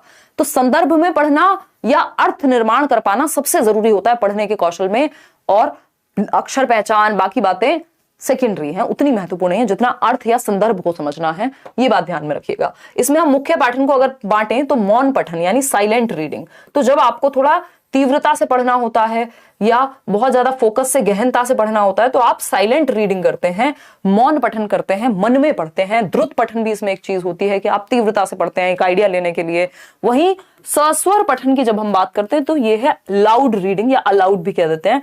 ये क्या है? जब बच्चे को हम सुर लय ताल के साथ, उच्चारण इससे बेहतर होता है, उच्चारण इससे बेहतर होता है, सुर लय ताल के साथ। जब क्लासरूम में एक बच्चा खड़ा हुआ, वो क्या है, पठन कर रहा है, तो सुर लय ताल के साथ प्रॉपर कहाँ विराम रखना है, कहाँ आपको रुकना है, कितना, तो ये सब सस्वर पठन में आता है, यानी लाउड रीडिंग। इससे हमारी उच्चारण क्षमता बेहतर होती है। तीसरी चौथी में कहीं शुरू करते हैं हम ये बात, 4th तक जाते जाते। और फिर मौन पठन जो है साइलेंट रीडिंग, और धीरे धीरे बाद में। तो बड़े बच्चों के लिए तो स्पेशली हम देखते हैं साइलेंट रीडिंग क्या है, सस्वर पठन। तो अगर वाइगॉस्की की माने तो जो मौन पठन है वो कब हो पाएगा? 6 साल के बाद, है ना। चलिए खैर, और उसके बाद भी, ये भी बाद में और जाकर के बड़ी कक्षाओं में होता है, 6 साल में तो पहली कक्षा में होता है बच्चा। तो सस्वर पठन की एक बात हमने यहाँ कर ली। अर्थ निर्माण सबसे ज्यादा जरूरी है। बच्चे का भाषा के माध्यम से अपने आप को अभिव्यक्त करना जरूरी है। बच्चा थोड़ा बहुत गलत बोले, गलत पढ़े, गलत लिखे, सब चल जाएगा, लेकिन क्या नहीं चल पाएगा कि आप बच्चे को उसको अभिव्यक्त नहीं कर पा रहे हैं। फास्ट कर दें, फास्ट कर दें, चलो फास्ट कर देते हैं, ठीक है, फास्ट कर देंगे, डोंट वरी। 11 बजे तक छुट्टी कर देंगे आपकी। और बताओ, तो अगर हम बात करते हैं, 11 बजे तक थोड़ा मुश्किल है बट हाँ कर देंगे। तो अगर हम बात करें यहां पे, तो हमने ये देखा कि समझना जो है वो सबसे ज्यादा जरूरी है। मातृभाषा का प्रयोग करने देना है बच्चे को। अगर थोड़ा बहुत वो गड़बड़ करे, दूसरी भाषा को सीखते समय मातृभाषा में बोलना शुरू कर दे तो कोई बात नहीं, आपको क्या करना है, मातृभाषा को एक्सेप्ट करना है। त्रिभाषा सूत्र याद रखिएगा। त्रिभाषा सूत्र यानी कोठारी आयोग में बात हुई है त्रिभाषा सूत्र की। 3 भाषाएं प्राथमिक लेवल पे मातृभाषा में पढ़ाना है। फिर अगर सेकंड लैंग्वेज की हम बात कर रहे हैं तो कोई भी मॉडर्न इंडियन लैंग्वेज या फिर अंग्रेजी, अगर हिंदी है पहली भाषा, मातृभाषा यदि हिंदी है तो, है ना, ये इंग्लिश वाली क्लास में भी समझाया था। और अगर हम बात करें थर्ड लैंग्वेज की, तो अगर इंग्लिश सेकंड लैंग्वेज पढ़ी है तो कोई भी मॉडर्न इंडियन लैंग्वेज, वो जो 22 भाषाएं हम देख रहे थे, और संस्कृत वगैरह को एडिशनल या फॉरेन लैंग्वेजेस को एडिशनल लैंग्वेजेस के रूप में एनईपी कहती है कि आप पढ़ा सकते हैं, न्यू एजुकेशन पॉलिसी। ये छोटी छोटी बातें जो आपने, देखो मैंने क्या किया है, जब आपने सारे नोट्स अगर आप पढ़ लेंगे, हिंदी, इंग्लिश, सीडीपी, मैथ्स और आपका ईवीएस, तो अगर आपने सारे नोट्स अच्छे से पढ़े हैं तो एक चीज हो सकती है जो सीडीपी में मैंने मेंशन नहीं की, क्योंकि वो उतनी महत्वपूर्ण वहां नहीं है जितनी मैंने वो ईवीएस में कर दी है, तो क्योंकि वो ईवीएस पे फोकस्ड है, मान लीजिए प्रोसेस स्किल्स ही हैं, तो इसलिए सारे नोट्स पढ़ना जरूरी है कि कुछ चीजें आपका कुछ बचेगा नहीं। फिर कोई एक चीज है मान लीजिए उस संदर्भ में पूछी जाती है तो वो वहां है। तो एमआईएल की ये मातृभाषा की हमने बात कर ली कि मातृभाषा में हम बच्चे को अभिव्यक्त करने देंगे अपने आप को। और एक छोटी सी बात मैं याद दिला देती हूँ, जो एडम स्मिथ हैं उनके, सॉरी एडम स्मिथ नहीं, स्मिथ के अनुसार अगर हम बात करते हैं किसकी, 1 साल में बच्चा 3 शब्द बोलने लगेगा, फिर आपको पता ही है कि 2 साल में 272 और 5 साल में 2072, 3 साल के आसपास 1000 शब्द या 900 प्लस, और 4 साल में 1500-1600 प्लस। तो ये थोड़ा बहुत आइडिया आपको पता होने चाहिए। सबसे पहली जो अवस्था होती है भाषा की वो होती है रोना यानी क्राइंग। फिर उसके बाद आता है कूकना। अगर हम कूकने की बात करें या कूइंग की बात करें तो ये 6 हफ्तों में यानी 1.5 महीने का बच्चा कुछ भी आवाज निकालता रहता है जिसका कोई मतलब नहीं होता, ठीक है ना। फिर अगर हम बात करते हैं बलबलाना की, बैबलिंग की, तो वो 6 महीने में आता है जब वो एक स्वर का प्रयोग कर पाएगा, बा, मा, पा। फिर उसके बाद एक शब्द की स्टेज आएगी जो 1 साल में आएगी, जब वो पापा, मम्मी, कोई एक शब्द बोलने लगेगा, ठीक, पानी। फिर अगर हम बात करते हैं, फिर आती है आपकी 18 से 24 महीने में 2 शब्द जोड़ करके टेलीग्राफिक स्पीच वाली अवस्था, यानी 1.5 से 2 साल में पहली बार 2 शब्दों को जोड़ के एक वाक्य बनाना शुरू करेगा बच्चा। और उसके बाद आता है आपका 5वीं जो स्टेज है वो है कि लॉन्गर अटरेंसेस, यानी अब अगर हम बात करते हैं तो 3 साल से तो फिर वो बड़ी बड़ी बातें फेंकना शुरू कर देता है। सबसे तेज गति से भाषा सीखने की जो स्टेज है सेंसिटिव पीरियड, ये मैंने सीडीपी में भी आपके साथ डिस्कस किया है, संवेदनशील या क्रिटिकल टाइम भाषा सीखने का, या एलएडी के लिए भी। तो वो संवेदनशील काल कौन सा है, जन्म से 5 वर्ष तक, या अर्ली चाइल्डहुड अगर आप देखें 2 से 6 वर्ष तक, ठीक, कोई दिक्कत नहीं है। ये बेसिक बातें जो आपको पता ही होनी चाहिए। अब हम लेखन के प्रकार पे थोड़ी सी बात कर लेते हैं। सुलेख होता है जब आप सुंदर सुंदर लिख रहे होते हैं अपनी नोटबुक में सजा सजा के। श्रुतलेख क्या होता है, मान लीजिए टीचर ने बोर्ड पे लिख दिया, आप बिल्कुल सुंदर नोटबुक या फिर आप किताब से सुंदर सुंदर लिख के अपनी कॉपी में कॉपी कर रहे हैं एक तरह से। श्रुतलेख क्या है, श्रुतलेख है जब इमला बोलते हैं ना इसको, डिक्टेशन, इससे आपकी स्पेलिंग मिस्टेक समझ रहे हो, वर्तनी की अशुद्धता, ये इंग्लिश मीडियम वाले भी ध्यान रखेंगे। तो श्रुतलेख यानी जो डिक्टेशन है उससे हमारी स्पेलिंग्स बेटर होती है, क्योंकि सुन के लिखना होता है। टीचर ने कुछ बोल रहे हैं, आपने वो किया होगा, फिर बाद में नंबर मिलते हैं, क्या सही लिखा क्या गलत लिखा, एक कहानी है जो वो बोल रहे हैं और फिर उसके बाद आप उसको लिखते जाते हैं। सुद्धू यादव, ठीक है। अनुलेख क्या है, अनुलेख वो कॉपी याद कीजिए अपनी, या वो नोटबुक याद कर लीजिए जिसमें ऐसे ऐसे डॉट डॉट डॉट होते थे, तो फिर आप ए को ऐसे बनाते थे, मतलब किसी एक ऊपर से पहले से रेखा है, लाइन है, उसके ऊपर आप उसका अनुकरण कर रहे हैं, उसको फॉलो कर रहे हैं। जैसे कै को ऐसे ना लिख के पूरा, ताकि आपको एक ढांचा मिल जाता था, तो आप क बना देते थे इसके ऊपर, यही अनुलेख है, ठीक। ये छोटी कक्षाओं में ज्यादा प्रयोग किया जाता है, ठीक है। तो ये थे सुलेख यानी सुंदर राइटिंग, श्रुतलेख जब सुन के लिखे वर्तनी के लिए, अनुलेख जब आप शब्द बनाना सीखते हैं। अब भाषाई विकार पे आ जाते हैं, एक क्वेश्चन यहां से आता ही है, भाषाई विकार क्या है, यानी लैंग्वेज डिसेबिलिटी। अफेजिया आपने सुना होगा, अफेजिया यानी या डिस्फेजिया भी कह सकते हैं, भाषा को समझने में कठिनाई। भाई आप कुछ बोल रहे हैं और मैं समझ नहीं पा रही हूं, तो इसका मतलब दिक्कत है कहीं।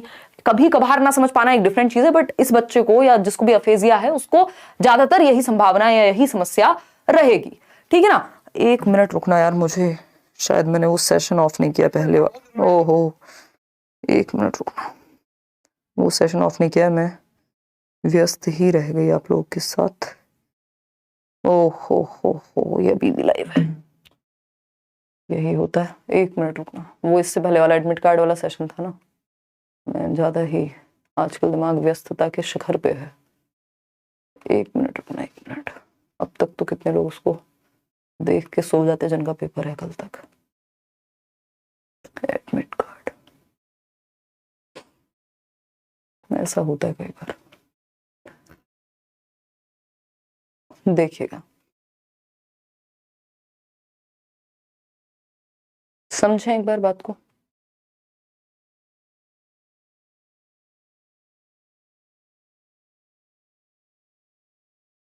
चलिए समझते हैं, देखिएगा, कोई बात नहीं, देखते हैं। अगर हम भाषा विकार की बात कर रहे हैं तो समझने से, भाषा को समझने से संबंधित कठिनाई है यहाँ पे, है ना। विकार में कठिनाई तो होगी ही। तो अफेजिया मतलब या डिस्फेजिया मतलब, हिंदी में भी इसको यही कहते हैं कि भाषा को समझने में कठिनाई, उसके कॉम्प्रिहेंशन में कठिनाई। मान लीजिए हम बात कर रहे हैं और आप समझ नहीं पा रहे हैं, या पढ़ के नहीं समझ पा रहे हैं, सुन के नहीं समझ पा रहे हैं, देख के नहीं समझ पा रहे हैं, मतलब समझने से संबंधित है। फिर आता है डिसलेक्सिया। डिसलेक्सिया है लेखन पठन संबंधी विकार, पढ़ने में कठिनाई, पठन संबंधी विकार। वो ईशान अवस्थी याद कीजिए, पठन संबंधी विकार यानी पढ़ने में समस्या होगी मुख्य रूप से। बच्चा 6 को 9 पढ़ सकता है, ठीक है ना, और व को ब पढ़ सकता है, ये तो बहुत ही कॉमन है। खैर, तो इसमें समस्या होती है, पढ़ने में समस्या होगी, कठिनाई होगी, एंजाइटी वो महसूस करेगा। और जिसको पढ़ने में समस्या है तो ऐसा भी हो सकता है कई बार पढ़ने और लिखने दोनों में समस्या हो जाए। किसकी वजह से? डिसलेक्सिया की वजह से। डिसग्राफिया की बात कर लेते हैं। ग्राफ का मतलब ये होता है लिखना, तो ये लेखन संबंधी विकार है। ये तो हमें हर सब्जेक्ट में पता ही होना चाहिए, ठीक। बच्चा अगर लिखने में उसको समस्या हो रही है तो डिसग्राफिया है, यानी आप उसकी नोटबुक पढ़ नहीं पाएंगे, उसकी कॉपी पढ़ नहीं पाएंगे, जिसको डिसग्राफिया होगा, क्योंकि उसकी जो नोटबुक होती है वो लेजिबल नहीं है, उसकी जो राइटिंग है वो लेजिबल नहीं है, यानी पढ़ने योग्य नहीं है, इलेजिबल है, अपठनीय है, आप पढ़ नहीं सकते उसको। तो डिसग्राफिया वाला बच्चा जो ऐसी लिखावट लिखेगा कि बस वही पढ़ सकता है फिर उसको। और डिसलेक्सिया मतलब पढ़ने में विकार है। अफेजिया मतलब भाषा को समझने संबंधी विकार है। डिसकैलकुलिया आपको पता ही है, गणित से संबंधित, कैलकुलेशन से संबंधित। अब भाषा शिक्षण की कुछ प्रमुख विधियां हैं जो आपको एक एक करके थोड़ी थोड़ी जान लेनी है। व्याकरण विधि, जिसमें आप व्याकरण सिखाएंगे, व्याकरण अनुवाद विधि, प्रत्यक्ष विधि, सम्मिश्रण, संप्रेषणात्मक, आगमन विधि, निगमन विधि। संप्रेषण परक जो है ये बहुत ही अच्छी विधि है, क्योंकि कम्युनिकेशन के थ्रू, इसको इंग्लिश में बोलते हैं कम्युनिकेटिव लैंग्वेज टीचिंग, CLT, बहुत ही मजेदार है। इसमें बच्चा संप्रेषण के माध्यम से, कम्युनिकेशन के माध्यम से सीख जाता है। इस बार हमने कम्युनिकेशन वाली जो ये मेथड्स हैं इन पे फोकस नहीं किया, क्योंकि पेपर में अभी उतने नहीं पूछे जा रहे हैं। तो आप प्रीवियस ईयर से भी अगर आपकी नजर गई होगी, और मैंने ये सारे जो चैप्टर्स हैं, एक एक चैप्टर आपको कराया हुआ है। अगर आप प्लेलिस्ट उठा के देखेंगे पुरानी, तो मैंने हिंदी पेडागोजी का एक एक चैप्टर, इंग्लिश पेडागोजी का एक एक चैप्टर, EVS का एक एक चैप्टर, CDB का एक एक चैप्टर, सब कराया हुआ है। लेकिन अभी अंत में हम निचोड़ की बात करते हैं। व्याकरण विधि की जब हम बात करते हैं तो ये क्या है? ग्रामेटिकल मेथड है एक तरह से। इस विधि के अंतर्गत अन्य भाषा के नियमों को कुछ शब्दों के साथ सिखाया जाता है और याद कराया जाता है। यानी आप नियम रटते हैं कि सब्जेक्ट कहाँ लगेगा, संज्ञा कहाँ आएगी, फिर यहाँ पे अगर हम बात कर रहे हैं क्रिया कहाँ लगाएंगे, कौन सी फॉर्म लगाएंगे, नियम सीखते हैं आप, याद करते हैं। इसके बाद शब्द संयोजन, यानी शब्दों को जोड़ते हैं, व्याकरणिक नियमों के आधार पर जो आपने याद किए थे उनका अभ्यास करते हैं कि भाई इसमें ये नियम आएगा। तो टोटल फोकस व्याकरण पे है इस विधि में। व्याकरण अनुवाद विधि क्या है? यह विधि 19वीं शताब्दी के अंत तक परंपरागत, यानी इसको ट्रेडिशनल मेथड भी कहते हैं, परंपरागत और मान्य विधि के रूप में प्रचलित रही। इसमें व्याकरण और अनुवाद दोनों विधियां जुड़ती हैं, यानी वहां पे सिर्फ व्याकरण पे फोकस था, यहां पे फोकस किस पे है? यहां पे फोकस है अनुवाद पे, ट्रांसलेशन पे। तो ये बहुत फेमस है। आपसे पूछा जाएगा कि कौन सी विधि है जो मातृभाषा का प्रयोग करके लक्ष्य भाषा को सिखाती है, तो आप कहेंगे व्याकरण अनुवाद विधि है। यानी आपकी किताब में अगर आप इंग्लिश सीख रहे हैं तो उसका अनुवाद हिंदी में भी साथ साथ है। तो इसमें क्या होता है? आपकी मातृभाषा, भाई आप मान लीजिए इंग्लिश सीख रहे हैं, इंग्लिश क्या है? टारगेट लैंग्वेज, लक्ष्य भाषा है, ठीक। मातृभाषा क्या है? हिंदी। तो अब यहां पे क्या है कि जो इंग्लिश सिखाते समय साथ में आपको ट्रांसलेट करते हुए चल रहे हैं हिंदी में, तो हिंदी में ट्रांसलेट कर रहे हैं, इसका मतलब मदर टंग का प्रयोग किया जा रहा है, मातृभाषा का भरपूर प्रयोग है जिससे आप समझ पाए। तो इसमें लेखन और पठन तो अच्छा हो जाता है, बट संप्रेषण कौशल आपका अच्छा नहीं हो पाता, है ना। आप लिटरेचर पढ़ लेंगे, साहित्य पढ़ लेंगे, आपको रूल्स पता होंगे, लिखना, पढ़ना, सुनना और जो बोलना है वो कमजोर रह जाता है बच्चे का, क्योंकि उसको नियम सारे पता है, वो पढ़ लेता है किताब, मीनिंग पता है, सारे नियम पता है, सब कुछ पता है मातृभाषा का, क्योंकि इसमें ट्रांसलेशन यानी अनुवाद होता है, लेकिन परंपरागत विधि है, लेकिन वो क्या नहीं कर पाता, बोलने में उसको दिक्कत होगी, कम्युनिकेशन उतनी स्ट्रांग नहीं होती, संप्रेषण उतना स्ट्रांग नहीं होता। दूसरी विधि जो बहुत महत्वपूर्ण है, ये व्याकरण अनुवाद विधि और प्रत्यक्ष विधि, ये दोनों बहुत महत्वपूर्ण है ना। ये पीडीएफ भी रात को ही आपको मिल जाएंगे। प्री एडमिट कार्ड आया था जो 24 जनवरी को मेरा एग्जाम दिखा रहा था, बट अभी हटा लिया, तो मैं मान के चलूं कि 29 को ही होगा एग्जाम। हाँ, मान के तो यही चलो जहीर, यही मान के चलो, इनसे हो गया होगा, और अगर कुछ गड़बड़ हुई होगी तो मानने में क्या जाता है, बाकी अगर कुछ चेंज होगा तो पता लग ही जाएगा पहले ही। प्रत्यक्ष विधि की अगर हम बात करते हैं, इसको अंग्रेजी में डायरेक्ट मेथड कहते हैं। अब तो हिंदी इंग्लिश अलग छोड़ी नहीं है इन्होंने, तो आपको ये पता होना चाहिए, ठीक है ना। अब तो नागराज, उसके लिए आपको ऑफिस चले जाइए, अगर आपका पेपर, आप पहले तो पेपर दे लीजिए, ऑफिस चले जाइए फिर और समय है कल का, तो पहले ऑफिस चले जाइए, मतलब सीबीएसई के। प्रत्यक्ष विधि की अगर हम बात करें, यानी हम बात करें किसकी, डायरेक्ट मेथड की, तो व्याकरण अनुवाद विधि की अनेक सीमाओं के कारण, यानी बहुत सारी सीमाएं थी, बच्चा बोलना नहीं सीख पा रहा था, सुन की भाषा नहीं समझता था, यहाँ पे इन्होंने क्या किया, डायरेक्ट सिखाएंगे। यानी वो कौन सी विधि है जिसमें मातृभाषा का प्रयोग वर्जित है, मातृभाषा के बिना प्रयोग के, उसको बिना यूज किए डायरेक्ट लैंग्वेज सिखाई जाती है। डायरेक्ट कौन सी भाषा, लक्ष्य भाषा सिखाई जाती है। यानी अगर अंग्रेजी सिखा रहे हैं तो अंग्रेजी के माध्यम से ही सिखाएंगे, किसी अंग्रेज टीचर को भी रख देंगे, है ना। या स्कूल में हिंदी अगर बोल दी तो 5 रुपए फाइन है, क्यों, क्योंकि डायरेक्ट मेथड का प्रयोग कर रहे हैं, इंग्लिश को इंग्लिश से ही सिखा रहे हैं, 4 दिन में अपने आप धीरे धीरे आ जाएगी, शुरुआत में तकलीफ होगी, तो इसके लिए टीचर बहुत प्रोफिशिएंट चाहिए, बेहतर चाहिए, ठीक है ना, पारंगत चाहिए। तो प्रत्यक्ष विधि क्या है, डायरेक्ट उसी भाषा से, लक्ष्य भाषा से ही लक्ष्य भाषा को सिखा रहे हैं, मातृभाषा का प्रयोग नहीं होता, तो इसमें उच्चारण और वार्तालाप जो है बेहतर हो जाता है। मौखिक वार्तालाप की विधि भी कह देते हैं इसे, और शिक्षार्थी की मातृभाषा की मध्यस्थता के बिना, यानी व्याकरण अनुवाद में क्या था, मातृभाषा को मध्यस्थ बनाते हैं, एक पुल की तरह यूज करते हैं मदर टंग को, और उसमें ट्रांसलेट कर करके, अनुवाद कर करके समझते हैं। जैसे कि हमने आज तक ग्रामर पढ़ा है, आप यूपी बोर्ड की कोई भी किताब उठा लीजिए, सब में ऐसे ही होता है। हम तो क्या पढ़ते थे, जब इंग्लिश पढ़ते थे तो हिंदी में मीनिंग लिखते थे, है ना, कि पीछे जो पार्ट के आपके लेसन के जो भी वर्ड मीनिंग होते थे तो उनको हिंदी में मीनिंग लिखते थे। फिर धीरे धीरे बड़े हुए, दिल्ली आए, हमने देखा यार हिंदी में मीनिंग नहीं देखना होता, इंग्लिश में देखना होता है।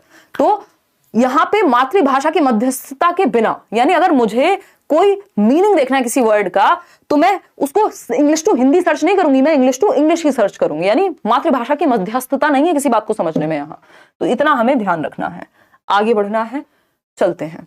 सम्मिश्रण विधि है, ये जोड़ जाड़ के सबको मिश्रण बना करके और एक शेक के रूप में आपके सामने प्रस्तुत करती है। इस विधि के अंतर्गत भाषा शिक्षण की प्रक्रिया के व्यावहारिक पक्षों का सम्मिश्रण है, यानी जो बिहेवियरल एस्पेक्ट्स हैं।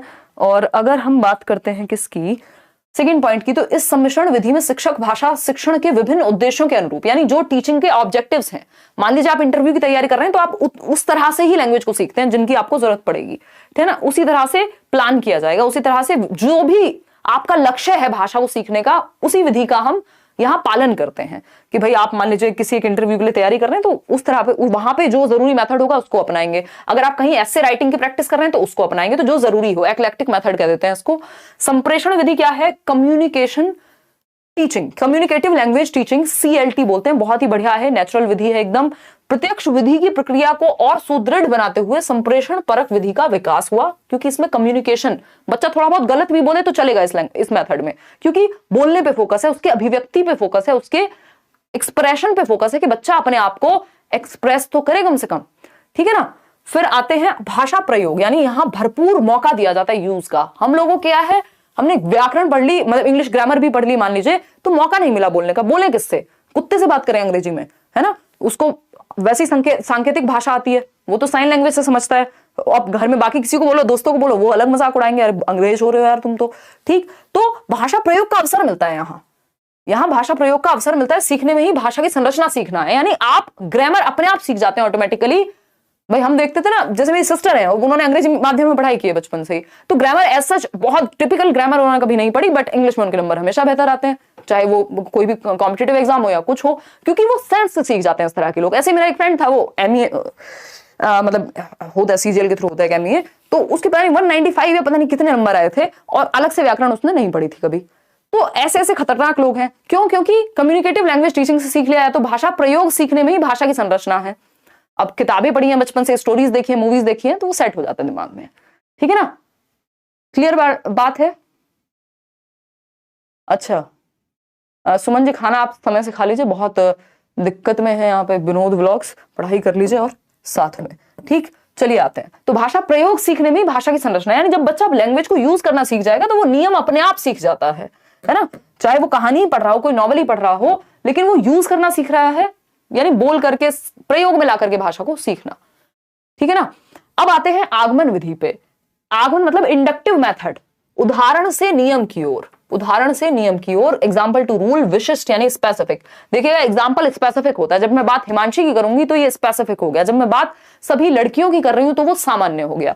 तो विशिष्ट से सामान्य जाते हैं यहाँ, ठीक है ना। उदाहरण यानी एग्जाम्पल टू रूल जाते हैं आगमन में। निगमन की जब हम बात करते हैं डिडक्टिव मेथड की, तो नियम से उदाहरण की ओर, यानी पहले नियम बताया जाएगा आपको। जैसे व्याकरण पढ़ाते समय कई बार निगमन विधि का प्रयोग करते हैं कि आपको संज्ञा का नियम बता दिया गया, बाद में उदाहरण प्रैक्टिस कर रहे हैं। गणित में भी इसका काफी प्रयोग होता है।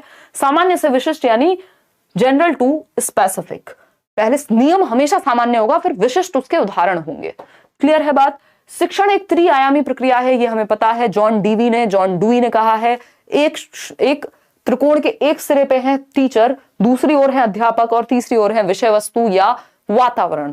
क्लियर है ये बात, जॉन डुई। अगर हम बात करें दो द्विध्रुवीय की, तो वो दिया है किसने, एडम्स ने, जिन्होंने एक तरफ टीचर को रखा, दूसरी तरफ बच्चे को रखा। लेकिन जॉन डुई ने कहा इसमें एनवायरमेंट या कंटेंट या करिकुलम भी महत्वपूर्ण है। ठीक, शिक्षण सूत्र की बात कर लेते हैं। बच्चे को आपको ज्ञात से अज्ञात की ओर ले जाना होता है, यानी जो वो पहले से जानता है, जो पूर्व ज्ञान है, उससे नवीन ज्ञान को जोड़ना होता है। उससे भाई नींव पे ही तो बिल्डिंग बनाएंगे या ऐसे ही बिल्डिंग खड़ी कर देंगे। तो ज्ञात से अज्ञात की ओर, जो पूर्व ज्ञान है, जो एग्जिस्टिंग नॉलेज है, जो ओल्ड नॉलेज है, जो प्रीवियस नॉलेज है, उससे कनेक्ट करते हैं जब भी हम नया सिखाने जाते हैं। ठीक है ना, कोई दिक्कत नहीं है।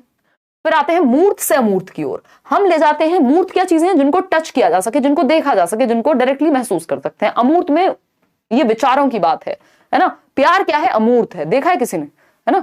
तो अगर हम बात कर रहे हैं ऑनेस्टी की, ऐसे जो आइडियाज में हो, जो थिंकिंग में हो, वो अमूर्त। और मूर्त क्या है, जिसको आप टच फील कर सको। जैसे ये पेन क्या है, मूर्त है। वहीं आप मन में कुछ सोच रहे हैं, वो अमूर्त है। सरल से जटिल, पहले सरल चीजें, सिंपल टू कॉम्प्लेक्स जाते हैं। ये सभी सब्जेक्ट्स पे लागू होती है ये बात। सरल से जटिल की ओर धीरे धीरे कॉम्प्लेक्सिटी बढ़ाते हैं। शिक्षण सहायक सामग्री कैसी होनी चाहिए, टीचिंग लर्निंग मटेरियल। तो बेसिक बात है कि एक 3-4 प्रकार है। एक है दृश्य सामग्री, जिसमें देख करके, जैसे चार्ट पेपर है, कोई कुछ और इस तरह का आपका चार्ट है, ग्लोब ले गए, ग्लोब तो खैर 3D हो जाएगा। तो अगर हम बात करें जिसमें भी दृश्य हो, जैसे आपके वो आते थे छोटे छोटे क्या कहते हैं उनको, कोई तो कार्ड्स आते थे जिनको हम लोग लगाते थे, आप लोगों ने यूज की होंगी ये चीजें, तो या फ्लैश कार्ड्स बोलते थे उनको, याद आ गया मुझे। तो दृश्य सामग्री यानी जिसमें देख करके सीखे बच्चा, तो ये चार्ट पेपर हो सकता है, फ्लैश कार्ड्स हो सकते हैं। श्रव्य सामग्री जिसमें सुने, ये लिंगुआ फोन हो सकता है, कोई ऑडियो रिकॉर्डर हो सकता है, रेडियो हो सकता है, सुन करके सीखेगा। दृश्य श्रव्य क्या है, दृश्य श्रव्य वो है जिसमें देख भी सके और सुन भी सके, जैसे टेलीविजन, जैसे कंप्यूटर भी हो सकता है आज के समय में। क्रिया सहायक सामग्री यानी जिसमें बच्चा एक्टिविटी भी कर पाए, कुछ फील्ड ट्रिप पे ले गए आप बच्चे को, क्रिया सहायक है, इसमें बच्चा सक्रिय है।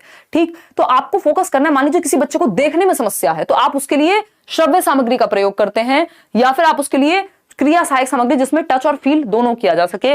ब्रेल लिपि वगैरह हमने पढ़ा है, 6 डॉट पे आधारित होती है। ठीक, श्रव्य सामग्री। अब जिसको सुनने में दिक्कत है उसके लिए दृश्य सामग्री। नॉर्मली आप दृश्य श्रव्य दोनों का प्रयोग करते हैं ताकि हर तरह के बच्चे को सिखाया जा सके। तो ये हम समझ चुके हैं, तीनों एक ही जगह पे, इनको अलग अलग से समझने की अभी आवश्यकता नहीं है। जैसी नीड होगी, जैसी आवश्यकता होगी क्लासरूम में, वैसे आप सामग्रियों का, मल्टीपल सामग्रियों का आप प्रयोग करते हैं शिक्षण की सामग्रियों का। बहुत बढ़िया, किसी का कल एग्जाम है, मजे के लिए मूवी की तरह देख रहे हैं, सही है। मूल्यांकन एवं उपचारात्मक शिक्षण, इसको ध्यान रखेंगे, इंग्लिश के लिए भी उतना ही महत्वपूर्ण है। इवैल्यूएशन की जब हम बात कर रहे हैं तो हमें पता है ये सतत होना चाहिए, कॉन्टिन्यूअस एंड कॉम्प्रिहेंसिव, सतत एवं व्यापक, यानी होलिस्टिकली। ये तो आपकी एनईपी भी कह रही है ना, होलिस्टिक असेसमेंट। होलिस्टिक बोले तो सर्वांगीण, यानी हर एक पक्ष में। करिकुलर यानी पढ़ाई लिखाई, पेन पेपर भी, और को करिकुलर यानी सहगामी, दौड़ना, भागना, कूदना, पेंटिंग, स्पोर्ट्स, फलाना ढिमकाना, सब आ जाएगा। तो होलिस्टिक मतलब सर्वांगीण या समग्र रूप में हम बच्चे का मूल्यांकन कर पाए। उपचारात्मक शिक्षण क्या होता है, उपचारात्मक शिक्षण है आपका रेमेडियल टीचिंग। या अगर हम बात करते हैं उपचारात्मक की, तो इसमें वैसे 2 प्रक्रियाएं आती हैं। एक होता है डायग्नोस्टिक टीचिंग, यानी डायग्नोज करेंगे, यानी आप पता लगाएंगे कि रीजन क्या है, पता लगाएंगे कि रीजन क्या है। टॉप डाउन और बॉटम अप मैंने इंग्लिश में पढ़ाई थी, अगर वो आपको डायरेक्ट मिलती है जाकर के आप उसको पढ़ लीजिए, इंग्लिश पेडागोजी 1 शॉट में बताया था। ठीक है ना? क्लियर है? क्लियर? स्टडी छोड़ दी आपके साथ, स्टडी करना अच्छा लगता है, एंटर नहीं दिखा रहा है। चलिए फिर तो कोई बात नहीं, और मिला समय है आपके पास, पढ़ते रहिए। अभी तो हम डेली क्वेश्चंस भी करते रहेंगे, डोंट वरी। और कल जिनका पेपर है वो एक बार आके बता भी देंगे, कमेंट करके, मेल करके himanshi.edu10@gmail.com, और नंबर मैंने आपको पिछले सेशन में दिया था उस पे, ताकि बाकी लोगों को आने वाले समय में हेल्प मिल सके। तो एक एनालिसिस 9 बजे रखेंगे। उपचारात्मक शिक्षण, यानी इसमें एक चीज होती है निदानात्मक या निदानात्मक परीक्षण, यानी जिसमें आप गैप्स का पता करते हैं। निदानात्मक परीक्षण यानी आप क्या करते हैं, जो गैप्स हैं, जो कमियां हैं, जो कमियां रह गई हैं उनको जानते हैं और बाद में उपचार देते हैं, रेमेडियल टीचिंग देते हैं। तो पहले निदान करते हैं, पहले समस्या का पता लगाते हैं बच्चे की, और फिर बाद में उपचार देते हैं या रेमेडी करते हैं, दोबारा पढ़ाएंगे, नए ढंग से पढ़ाएंगे, जहां समस्या है उसको दोबारा से सॉल्व कराएंगे, व्हाटएवर। तो ये ध्यान रखना है, पहले डायग्नोज यानी पहले निदान किया जाएगा, फिर उपचार किया जाएगा। ठीक है ना? उपचारात्मक लिख दिया मैंने उपचार की जगह। चलिए आगे बढ़ते हैं। उपलब्धि प्रश्न पत्र, अचीवमेंट टेस्ट आपने सुना होगा, इंग्लिश और हिंदी दोनों में ही। इस बार की जो पेडागोजी ना वो हिंदी और इंग्लिश दोनों के लिए है। जो चीजें आपने मान लीजिए जैसे उपलब्धि परीक्षा मैंने इंग्लिश में नहीं पढ़ाया, बट इंग्लिश वालों से पूछा जा सकता है, तो आपको इसलिए पता होनी चाहिए चीजें। तो उपलब्धि परीक्षा की जब हम बात कर रहे हैं, अचीवमेंट टेस्ट की जब हम बात कर रहे हैं, तो ये टीचर बनाते हैं। इस परीक्षा का प्रमुख उद्देश्य क्या होता है? यह है अनुमान लगाना, ये पता लगाना कि जो शिक्षण कार्यक्रम से शिक्षार्थी ने क्या सीखा, यानी जो उद्देश्य सेट हुए थे पढ़ाते समय। हम देखते हैं ना 6th क्लास में बच्चों को ये आना चाहिए, यानी उद्देश्य है कि उस पाठ से क्या सीखेगा। तो वो जो भी सीखा पढ़ा बच्चे ने साल भर, वो उद्देश्य प्राप्त हुए टीचिंग के, जिनके लिए टीचिंग कराई गई थी, जिनके लिए सिखाने के लिए जो चीजें पढ़ाया जा रहा था, क्या वो सीखी, उनकी उपलब्धि किस स्तर तक हो पाई, ये उपलब्धि प्रश्न पत्र जांचता है। भाषा कौशलों को कहां तक सीख पाया बच्चा, और उनके आधार पर भाषा का प्रयोग किस हद तक उपयुक्त ढंग से कर पाया है, यानी जो भाषा कौशल है वो किस हद तक सीखे उसने, कितनी पारंगतता है, कितनी अचीवमेंट है, और जो उद्देश्यों की प्राप्ति किस हद तक हुई है। तो ये उपलब्धि परीक्षा या उपलब्धि प्रश्न पत्र देखता है। अब आती है दक्षता परीक्षा, यानी प्रोफिशिएंसी। प्रोफिशिएंसी पारंगतता को देखती है, प्रोफिशिएंट कितने हैं आप किसी काम को करने में, मास्टरी आपके पास कितनी है, उद्देश्य कितने हासिल हुए हैं, वो सब ठीक है भाई। हमने देख लिया कौशल कितने आते हैं, बच्चा अपने आप को लिख लेता है ना, अपने आप को व्यक्त कर देता है, आंसर कर देगा क्वेश्चन के जो चैप्टर्स पढ़ाए हैं, लेकिन कितना बेहतर कर पाएगा ये हम प्रोफिशिएंसी टेस्ट में देखते हैं। तो इसमें यह है इसमें यह जाना जा सकता है कि शिक्षार्थी शिक्षण विषय को कहां तक समझ पाया है और भाषा कौशलों में उसकी दक्षता या प्रवीणता का स्तर कितना है, to which extent he is proficient in a language और इन लैंग्वेज स्किल्स। स्किल्स क्या है? लिखना, पढ़ना, बोलना, सुनना, यही सभी है आपकी सुबो पाली या LSRW। तो प्रोफिशिएंसी कितनी है वो एक बेसिक सी बात है। आगे बढ़ते हैं। अभिरुचि परीक्षा होती है, ये बस आप जान लीजिए, ये जनरली नहीं पूछा जाता उतना। अभिरुचि परीक्षा है एप्टीट्यूड टेस्ट, आपका किस क्षेत्र में आपके अंदर क्षमता है। तो आपका अगर स्पोर्ट्स में एप्टीट्यूड है तो आपको उस तरह से उसमें ट्रेनिंग दिलवाएं, अगर आप हिंदी में बहुत अच्छा, भाषण में बहुत अच्छे हैं तो उस तरह से दिलवाएं। तो एक परीक्षा ली जाती है जिससे आपके एप्टीट्यूड का पता लगे कि आप शिक्षण में अच्छे हैं, जिसमें भी अच्छे हो उस तरफ आपको ले जाया जाए। अब बहुभाषिकता पे एक क्वेश्चन आता ही है, फिर इसके बाद हम क्वेश्चन करेंगे, ये अंत ही है, फिर आप सोच सकते हैं अपने घर जाकर के।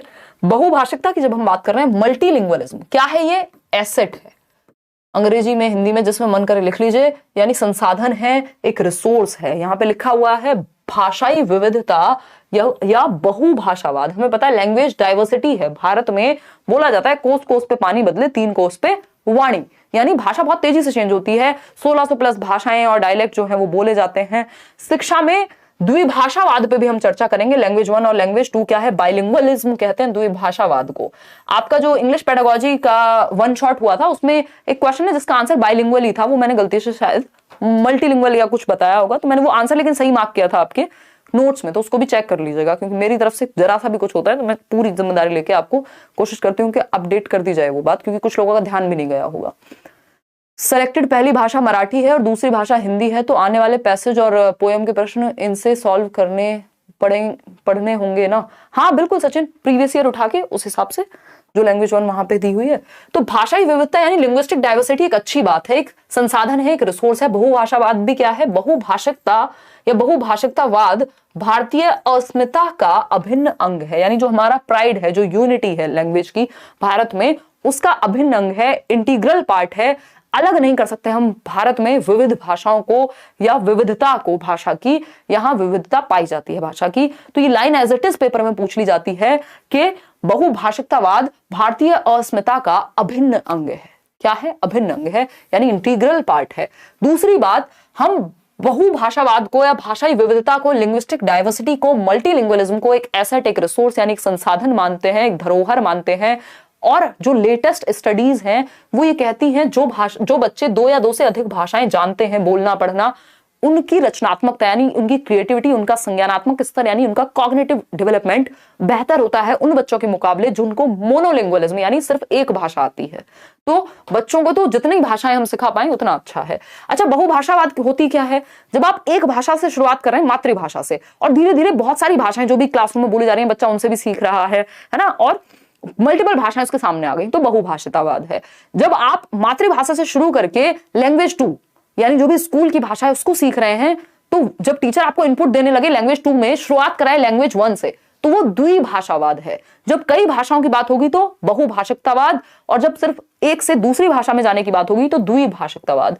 तो ये भी कहा गया है जो द्विभाषिकतावाद है, बाइलिंगुअलिज्म है, ये आपके संज्ञान के लिए अच्छा है। भाई 2 मतलब जो एक से अधिक भाषा यदि किसी को आ रही है तो वो अच्छा है। तो बाइलिंगुअलिज्म आपके संज्ञान यानी आपके कॉग्निटिव डेवलपमेंट, आपकी क्रिएटिविटी, आपकी क्षमताओं को बेहतर करने के लिए बेहतर है। तो द्विभाषा भी अच्छा है, बहुभाषा भी अच्छा है। ठीक है ना, कोई दिक्कत नहीं है इस बात को समझने में, क्योंकि बच्चे एक दूसरे से भाषा सीखते हैं जब वो क्लासरूम में आते हैं, और जो मातृभाषा है वो हमारे लिए बेहतर ही होती है, दूसरी भाषा को सीखने में मदद करनी चाहिए। पाठ्य पुस्तक की जब हम बात कर रहे हैं तो हमें पता है पाठ्य पुस्तक बहुत सारे संसाधनों में से एक संसाधन है, और पाठ्य पुस्तक हमें जो अनिवार्य है, जितना जरूरी है पढ़ना, एटलीस्ट वो तो एक जगह पे प्रोवाइड करा ही देती है। ठीक है ना, तो पाठ्य पुस्तक सब कुछ नहीं है, सर्वे सर्वा नहीं है। पाठ्य पुस्तक वन ऑफ द रिसोर्सेज है जिसका प्रयोग हमें करना है। इसके अलावा भी हम बहुत सारी शिक्षण सहायक सामग्री का प्रयोग कर सकते हैं सीखने और सिखाने के लिए, बट ये क्या होनी चाहिए? मनोवैज्ञानिक पक्ष में लिखी जानी चाहिए, बच्चे के साइकोलॉजिकल लेवल को ध्यान में रख करके लिखी जानी चाहिए। दूसरा, सिर्फ परिभाषाओं पर आधारित ना हो, सक्रिय रखे बच्चे को, बच्चा समझ पाए चीजों को, और इसके अलावा भी हम बच्चों को एक्सप्लोर करने को कह सकते हैं चीजें। ये थी आज की कहानी। अब हम कुछ क्वेश्चंस कर लेते हैं। हिंदी के विषय में क्या सही है, फटाफट से बताएंगे और जवाब दीजिएगा। आज स्पीड मैंने बहुत पुराने जमाने में 5-6 वर्ष पहले की बात है, जब मैं इसे स्पीड में पढ़ाती थी, वो तो मैंने बीच में रोक लिया। कोई कह रहा है 11 बजे कल एग्जाम है, बस छुट्टी कर रहे हैं 10 मिनट में, कहा था ना 11 बजे फ्री कर देंगे। 105 आ रहा है, रोशन बढ़ जाएगा ये, डोंट वरी। अब देखो किस सेक्शन में कमी है, अगर नंबर कम आ रहे हैं किसी के तो मूड बना देते हो क्लास में, वाह मजा आ गया, बहुत बढ़िया राज, जबकि आज तो मैंने बहुत सीरियस ली हैं चीजें। चलिएगा, तो हिंदी भाषा के विषय में क्या सही है ये पूछा है हमसे, तो क्या सही है? 2 रिवीजन इस सेशन के लोगे, पीडीएफ पढ़ लोगे, नोट्स फ्री दिए हैं उनको पढ़ लोगे, थोड़ा प्रीवियस ईयर कर लो, समय है तो, अदरवाइज समय नहीं है जिसके पास, सिर्फ इतना इतना पढ़ जाओ, समझ बन जाएगी, और समझ बन गई तो आप थोड़ा सा कॉमन सेंस लगाएंगे, सॉल्व हो जाएगा नया क्वेश्चन भी। ठीक है ना, हिंदी के विषय में क्या सही है? हिंदी भारत की राष्ट्रभाषा है। अभी तो बताया था कोई भी राष्ट्रभाषा भारत की नहीं है, नेशनल लैंग्वेज नहीं है हमारे यहाँ, यही क्वेश्चन इंग्लिश में भी आ सकता है। हिंदी भारत की राजभाषा है, क्या है? ऑफिशियल लैंग्वेज है, ये बात एकदम सही है। अनुच्छेद 343(2)(1) के तहत, आर्टिकल 343(1) के तहत भारतीय जो आपका इंडियन ऑफिशियल लैंग्वेज एक्ट, राजभाषा अधिनियम जो है आपका 1963 वाला, उसके तहत भारत की जो राजभाषा है वो हिंदी है, यानी ऑफिशियल लैंग्वेज है हिंदी। हिंदी संपूर्ण भारत की मातृभाषा है, ये तो पॉसिबिलिटी नहीं है ना, पूरे भारत में मातृभाषा। ऐसे भी लोग हैं जिनको हिंदी नहीं आती, आप साउथ इंडिया में चले जाइए, उनकी मातृभाषा तो नहीं है हिंदी। ठीक है ना, तो कोई दिक्कत नहीं, ज्यादा आएगा पवन वहां पे। और अपने सेक्शन, जिस सेक्शन में कमजोर नंबर कम आ रहे हैं उसको बेहतर करो। इंग्लिश मीडियम के नोट्स और हिंदी मीडियम के नोट्स, मैथ्स पेडागोजी के, इंग्लिश के, ईवीएस के, ये रात को अभी भेज दूंगी मैं सेशन खत्म होते ही। ठीक, नोट्स ऐसे हैं कि आप सारे नोट्स पढ़ लोगे ना, एक दिन में 3-4 घंटे में पढ़ लोगे सारे नोट्स, और अगर जिसने पहले से पढ़ रखे हैं वो तो फटाफट से रिवाइज कर देगा। इनमें से कोई नहीं, B option is the right answer. आगे बढ़ते हैं, क्वेश्चन नंबर 2 देखिएगा। त्रिभाषा सूत्र सर्वप्रथम किसके द्वारा सुझाया गया? अब यहां पे इस बार ये भी क्वेश्चन था इंग्लिश में कि जो वो हमारी भारत की जो पॉलिसी है, कौन सी इंडियन पॉलिसी है जो 3 लैंग्वेज फॉर्मूला की बात करती है, तो आपको पता होना चाहिए या हमारे यहाँ कौन सा एक नियम है, कौन सी पॉलिसी है जो लैंग्वेज की बात करे, तो वो त्रिभाषा सूत्र यानी 3 लैंग्वेज फॉर्मूला है, जो कोठारी आयोग में सुझाव जिसका आया था 1964-66 में। इसको फिर आगे एनईपी 1986 में भी रखा, 1992 में भी रखा, और अभी भी जो नई एजुकेशन पॉलिसी है 2020 वाली, वो भी इसको समाहित करती है। तो ये कोठारी आयोग में सबसे पहले इसकी बात हुई थी। इसमें क्या है, पहले मातृभाषा बच्चे को, फिर इंग्लिश, अगर मातृभाषा इंग्लिश नहीं है तो मातृभाषा इंग्लिश या कोई मॉडर्न इंडियन लैंग्वेज, और थर्ड भी क्या है, अगर इंग्लिश सेकंड पे पढ़ा दिया तो थर्ड पे कोई भी मॉडर्न इंडियन लैंग्वेज, जो 22 भाषाएं हैं। निम्न में से कौन सा कथन सही है? फटाफट से बताएंगे कौन सा कथन सही है। भाषा अर्जन एक सहज प्रक्रिया है, यानी लैंग्वेज एक्विजिशन, अर्जन मतलब अर्जित करना, अर्जित करना हमेशा क्या होता है? सहज होता है। ठीक। भाषा अधिगम, अधिगम में एफर्ट लगता है, सीखने में एक प्रयास लगता है, प्रयासपूर्ण है। दोनों ही बातें सही है, तो ए व बी दोनों सही हैं, बोथ सही हैं। ठीक, आगे बढ़ते हैं। क्वेश्चन नंबर 4 देखिएगा, प्राथमिक स्तर पर हिंदी भाषा सिखाने के लिए सबसे अधिक जरूरी क्या है? प्राइमरी लेवल पे देखिएगा, भाषा शिक्षण का भाषा ज्ञान, भाषा शिक्षक होगा ये मेरे ख्याल में, या भाषा शिक्षण यानी पढ़ाने का तरीका, कक्षा में रंगीन पाठ्य पुस्तकें, कक्षा में प्रिंट समृद्ध परिवेश, या कक्षा में लिखित आकलन। ध्यान रखिएगा, प्रिंट रिच एनवायरनमेंट, या लैंग्वेज को सीखने में एनवायरनमेंट का रोल सबसे ज्यादा होता है। आप क्लास में गए हुए हैं, यहाँ पे एक चार्ट लगा हुआ है, यहाँ पे कुछ लगा हुआ है, गेट पे कुछ और बना हुआ है, कोई कहानी कविता प्रिंट कराई हुई है, तो प्रिंट रिच एनवायरनमेंट बहुत अच्छा होता है लैंग्वेज के लिए, चाहे वो हिंदी हो चाहे इंग्लिश हो। तो समृद्ध परिवेश, कॉन्ड्यूसिव, बेहतर, एनरिच्ड एनवायरनमेंट। क्वेश्चन नंबर 5 देखिए, बच्चे बोलचाल की भाषा का अनुभव लेकर विद्यालय आते हैं, इसका निहितार्थ है, यानी बच्चे जो हैं वो बोलचाल की भाषा का अनुभव उनको होता है जब वो स्कूल में आते हैं, इसका मतलब क्या है ये पूछा है। बच्चे बोलचाल की भाषा का अनुभव लेकर, यानी इतनी उनको बोलचाल की भाषा आती है जब वो स्कूल में आते हैं, अपने बात को कह सकते हैं। तो बच्चों को बोलचाल की भाषा न सिखाई जाए, इसका मतलब ये थोड़ी कि अब भाषा और बेहतर नहीं सिखा सकते। ठीक, इसका ये मतलब बिल्कुल नहीं है। बच्चों की बोलचाल की भाषा को सुधारा जाए, बच्चों के भाषाई अनुभवों का उचित प्रयोग। भाई बच्चा जो भी अनुभव घर से लेके आता है, ज्ञात से अज्ञात की ओर जाते हैं हम, यानी नोन टू अननोन जाते हैं, तो जो भी बच्चा जानता है उसका तो उचित प्रयोग करना है ना, वो तो आपके लिए एक टूल हो गया जिसका आप प्रयोग करके उसको बाकी चीजें सिखाएंगे। उसकी प्रीवियस नॉलेज जो भी बच्चा घर से लेके आता है वो सारे अनुभव प्रयोग में लाने, उनका उचित प्रयोग करना है। ऐसा नहीं है कि अनुभवों, बच्चों के भाषा अनुभवों को कक्षा के बाहर रखा जाए। क्यों भाई, रोबोट थोड़ी है। क्वेश्चन नंबर 6 देखिए, भाषा सीखने सिखाने में आप किसे सबसे अधिक महत्वपूर्ण मानते हैं? फटाफट से बताइएगा। संज्ञानात्मक विकास, सामाजिक अंतःक्रिया, सबसे महत्वपूर्ण देख लो बच्चा कहां पे एक्टिव है। सबसे ज्यादा बच्चा एक्टिव होगा सामाजिक अंतःक्रिया में, यानी सबसे ज्यादा जो एक्टिव है वो सामाजिक अंतःक्रिया में है। बाल साहित्य वो खुद से पढ़ेगा, सामाजिक अंतःक्रिया में 4 लोगों से वो बात कर रहा है या सुन रहा है उनको, तो वो सबसे ज्यादा एक्टिव सोशल इंटरेक्शन में है, और वाइगॉस्की ने भी यही कहा है। क्वेश्चन नंबर 7 देखिए, वाइगॉस्की ने भाषा विकास का परिप्रेक्ष्य प्रस्तुत किया है। व्यवहारवादी, समाज, सामाजिक, सांस्कृतिक, क्या आपको पता है वाइगॉस्की क्या है? सोशियो कंस्ट्रक्टिविस्ट हैं। पियाजे रेडिकल कंस्ट्रक्टिविस्ट है, यानी दोनों, इन्होंने सामाजिक संरचनावादी, सामाजिक सांस्कृतिक परिप्रेक्ष्य, सोशियो कल्चरल अप्रोच कि समाज और संस्कृति से हम भाषा सीखते हैं और हमारे संज्ञान का विकास होता है। संज्ञानवादी नहीं है, कॉग्निटिविस्ट नहीं है, सोशियो कंस्ट्रक्टिविस्ट हैं, यानी सामाजिक रचनावादी हैं। क्वेश्चन नंबर 8 देखिएगा, भाषा अर्जित करने के संदर्भ में कौन सा कथन उचित नहीं है? यह एक सह प्रक्रिया है, स्वाभाविक प्रक्रिया है, बच्चे भाषा के नियमों को आत्मसात करते हैं, बच्चों को नियम बनाना सिखाया जाता है। यह एक सह प्रक्रिया है। बताइए, अर्जित करने के संदर्भ में देखो ये क्या है? ये नियम बनाना नहीं सिखाया जाता। घर पे आपको नियम बनाना सिखाते हैं जब आप बोलना सीखते हैं? नहीं, सहज प्रक्रिया है, आत्मसात कर लेते हैं, अपने आप से नियम भर जाते हैं आपके अंदर, है ना। तो ये सहज होगा, ये सहज नहीं होगा, सह नहीं होगा, सहज होगा। तो लास्ट वाला ही गलत था। सिर्फ भाषा सीखने और भाषा अर्जित करने में मुख्य अंतर का आधार, यानी लैंग्वेज लर्निंग और एक्विजिशन में मेन डिफरेंस क्या है ये पूछा है। पुस्तकें मैंने आपको बताया है, बहुत बार बताया, हिंदी इंग्लिश दोनों में आता है। लिखना, परिवेश, मुख्य अंतर है परिवेश। अगर आपको एनवायरमेंट मिल गया तो उसी भाषा को आप अर्जित कर लेते, उसी को आप एक्वायर कर लेते। सारा खेल एनवायरमेंट का है। अगर आप अमेरिका में रहते, आपके आसपास अंग्रेजी भी बोली जाती, तो आप हिंदी भी अर्जित कर लेते और इंग्लिश भी एक्वायर कर लेते, अर्जित कर लेते। तो उपलब्ध परिवेश का अंतर है, ये सारी चीजें, मेन डिफरेंस नहीं है। आगे बढ़ते हैं क्वेश्चन नंबर 10 पर। भाषा सीखने के कौशलों का सही क्रम है, यानी सही क्रम क्या है भाषा सीखने के कौशल यानी लैंग्वेज स्किल्स का? सुबोपाली, LSRW। ठीक, पढ़ना लिखना, भाई सुनना, सुबोपाली, सुनना, बोलना, पढ़ना और लिखना। तो ये सही क्रम है, ये मनोवैज्ञानिक क्रम है, एकदम सही क्रम है। लेकिन सिर्फ क्रम में ही सिखाए इसी क्रम में जाने चाहिए, लेकिन सिर्फ क्रम में ही सीखे जाते हैं वो कहना गलत होगा, क्योंकि क्रम इधर उधर भी हो सकता है। लेकिन क्रम जो सही क्रम है, मनोवैज्ञानिक क्रम है, वो D ही है। सुनना, बोलना, पढ़ना, लिखना। श्रवण कौशल को सीखने के चरणों का सही क्रम है, यानी आप श्रवण कौशल समझ रहे हो ना, लिसनिंग स्किल्स। सही क्रम क्या है? ध्वनियों का कानों तक पढ़ना, प्रयोग, अर्थग्रहण, अर्थग्रहण, ध्वनियों का कानों तक पढ़ना, प्रयोग, ध्वनियों का कानों तक पढ़ना, ध्वनि का कानों तक पढ़ना, अर्थग्रहण और प्रयोग करना। जो मन करे आप बता दीजिए फटाफट से। क्या होगा? D option. भाई पहले ध्वनि कानों तक जाती है, अर्थग्रहण करते हैं और फिर प्रयोग कर पाते हैं। ठीक है ना। पहले प्रयोग कैसे कर लोगे? तो D ऑप्शन। क्वेश्चन नंबर 12 देखिएगा, लेखन कौशल, ये लास्ट क्वेश्चन है, लेखन कौशल से संबंधित दोष है, लिखने से संबंधित विकार या प्रॉब्लम या डिसेबिलिटी। तो डिस्ग्राफिया है, डिस्कैल्कुलिया है, अफेजिया है, डिस्फेजिया। लिखना, लिखना हमेशा ग्राफ से संबंधित होता है, कैलकुलिया तो गणित से संबंधित होगा, कैलकुलेशन से। अफेजिया समझने से संबंधित है, डिस्फेजिया अगेन समझने से ही संबंधित है, ठीक। तो ये डिस्ग्राफिया है, किससे?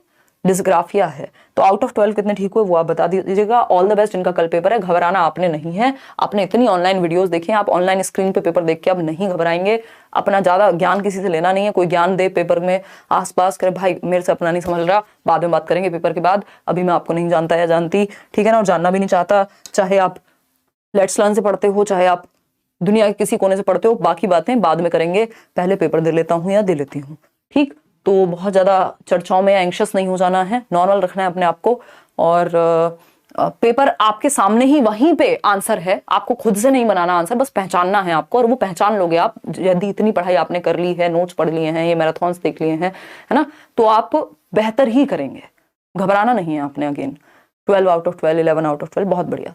चलिए आज के लिए इतना ही रखते हैं, कल मिलेंगे। कल एक तो एनालिसिस करेंगे, जिनका भी पेपर है, मैंने नंबर आपको बताया, वो उस नंबर पे व्हाट्सएप कर देंगे, लास्ट वीडियो में बताया, एक बार देख लेना, नहीं तो मेल कर देना, नहीं तो कमेंट में आके बता देना कि जो जो क्वेश्चन आपको याद रह जाए। और परसों हम मैथ्स पेडागोजी जहां तक है वन शॉट करेंगे, और नोट्स वगैरह आपको मिल गए हैं सारे।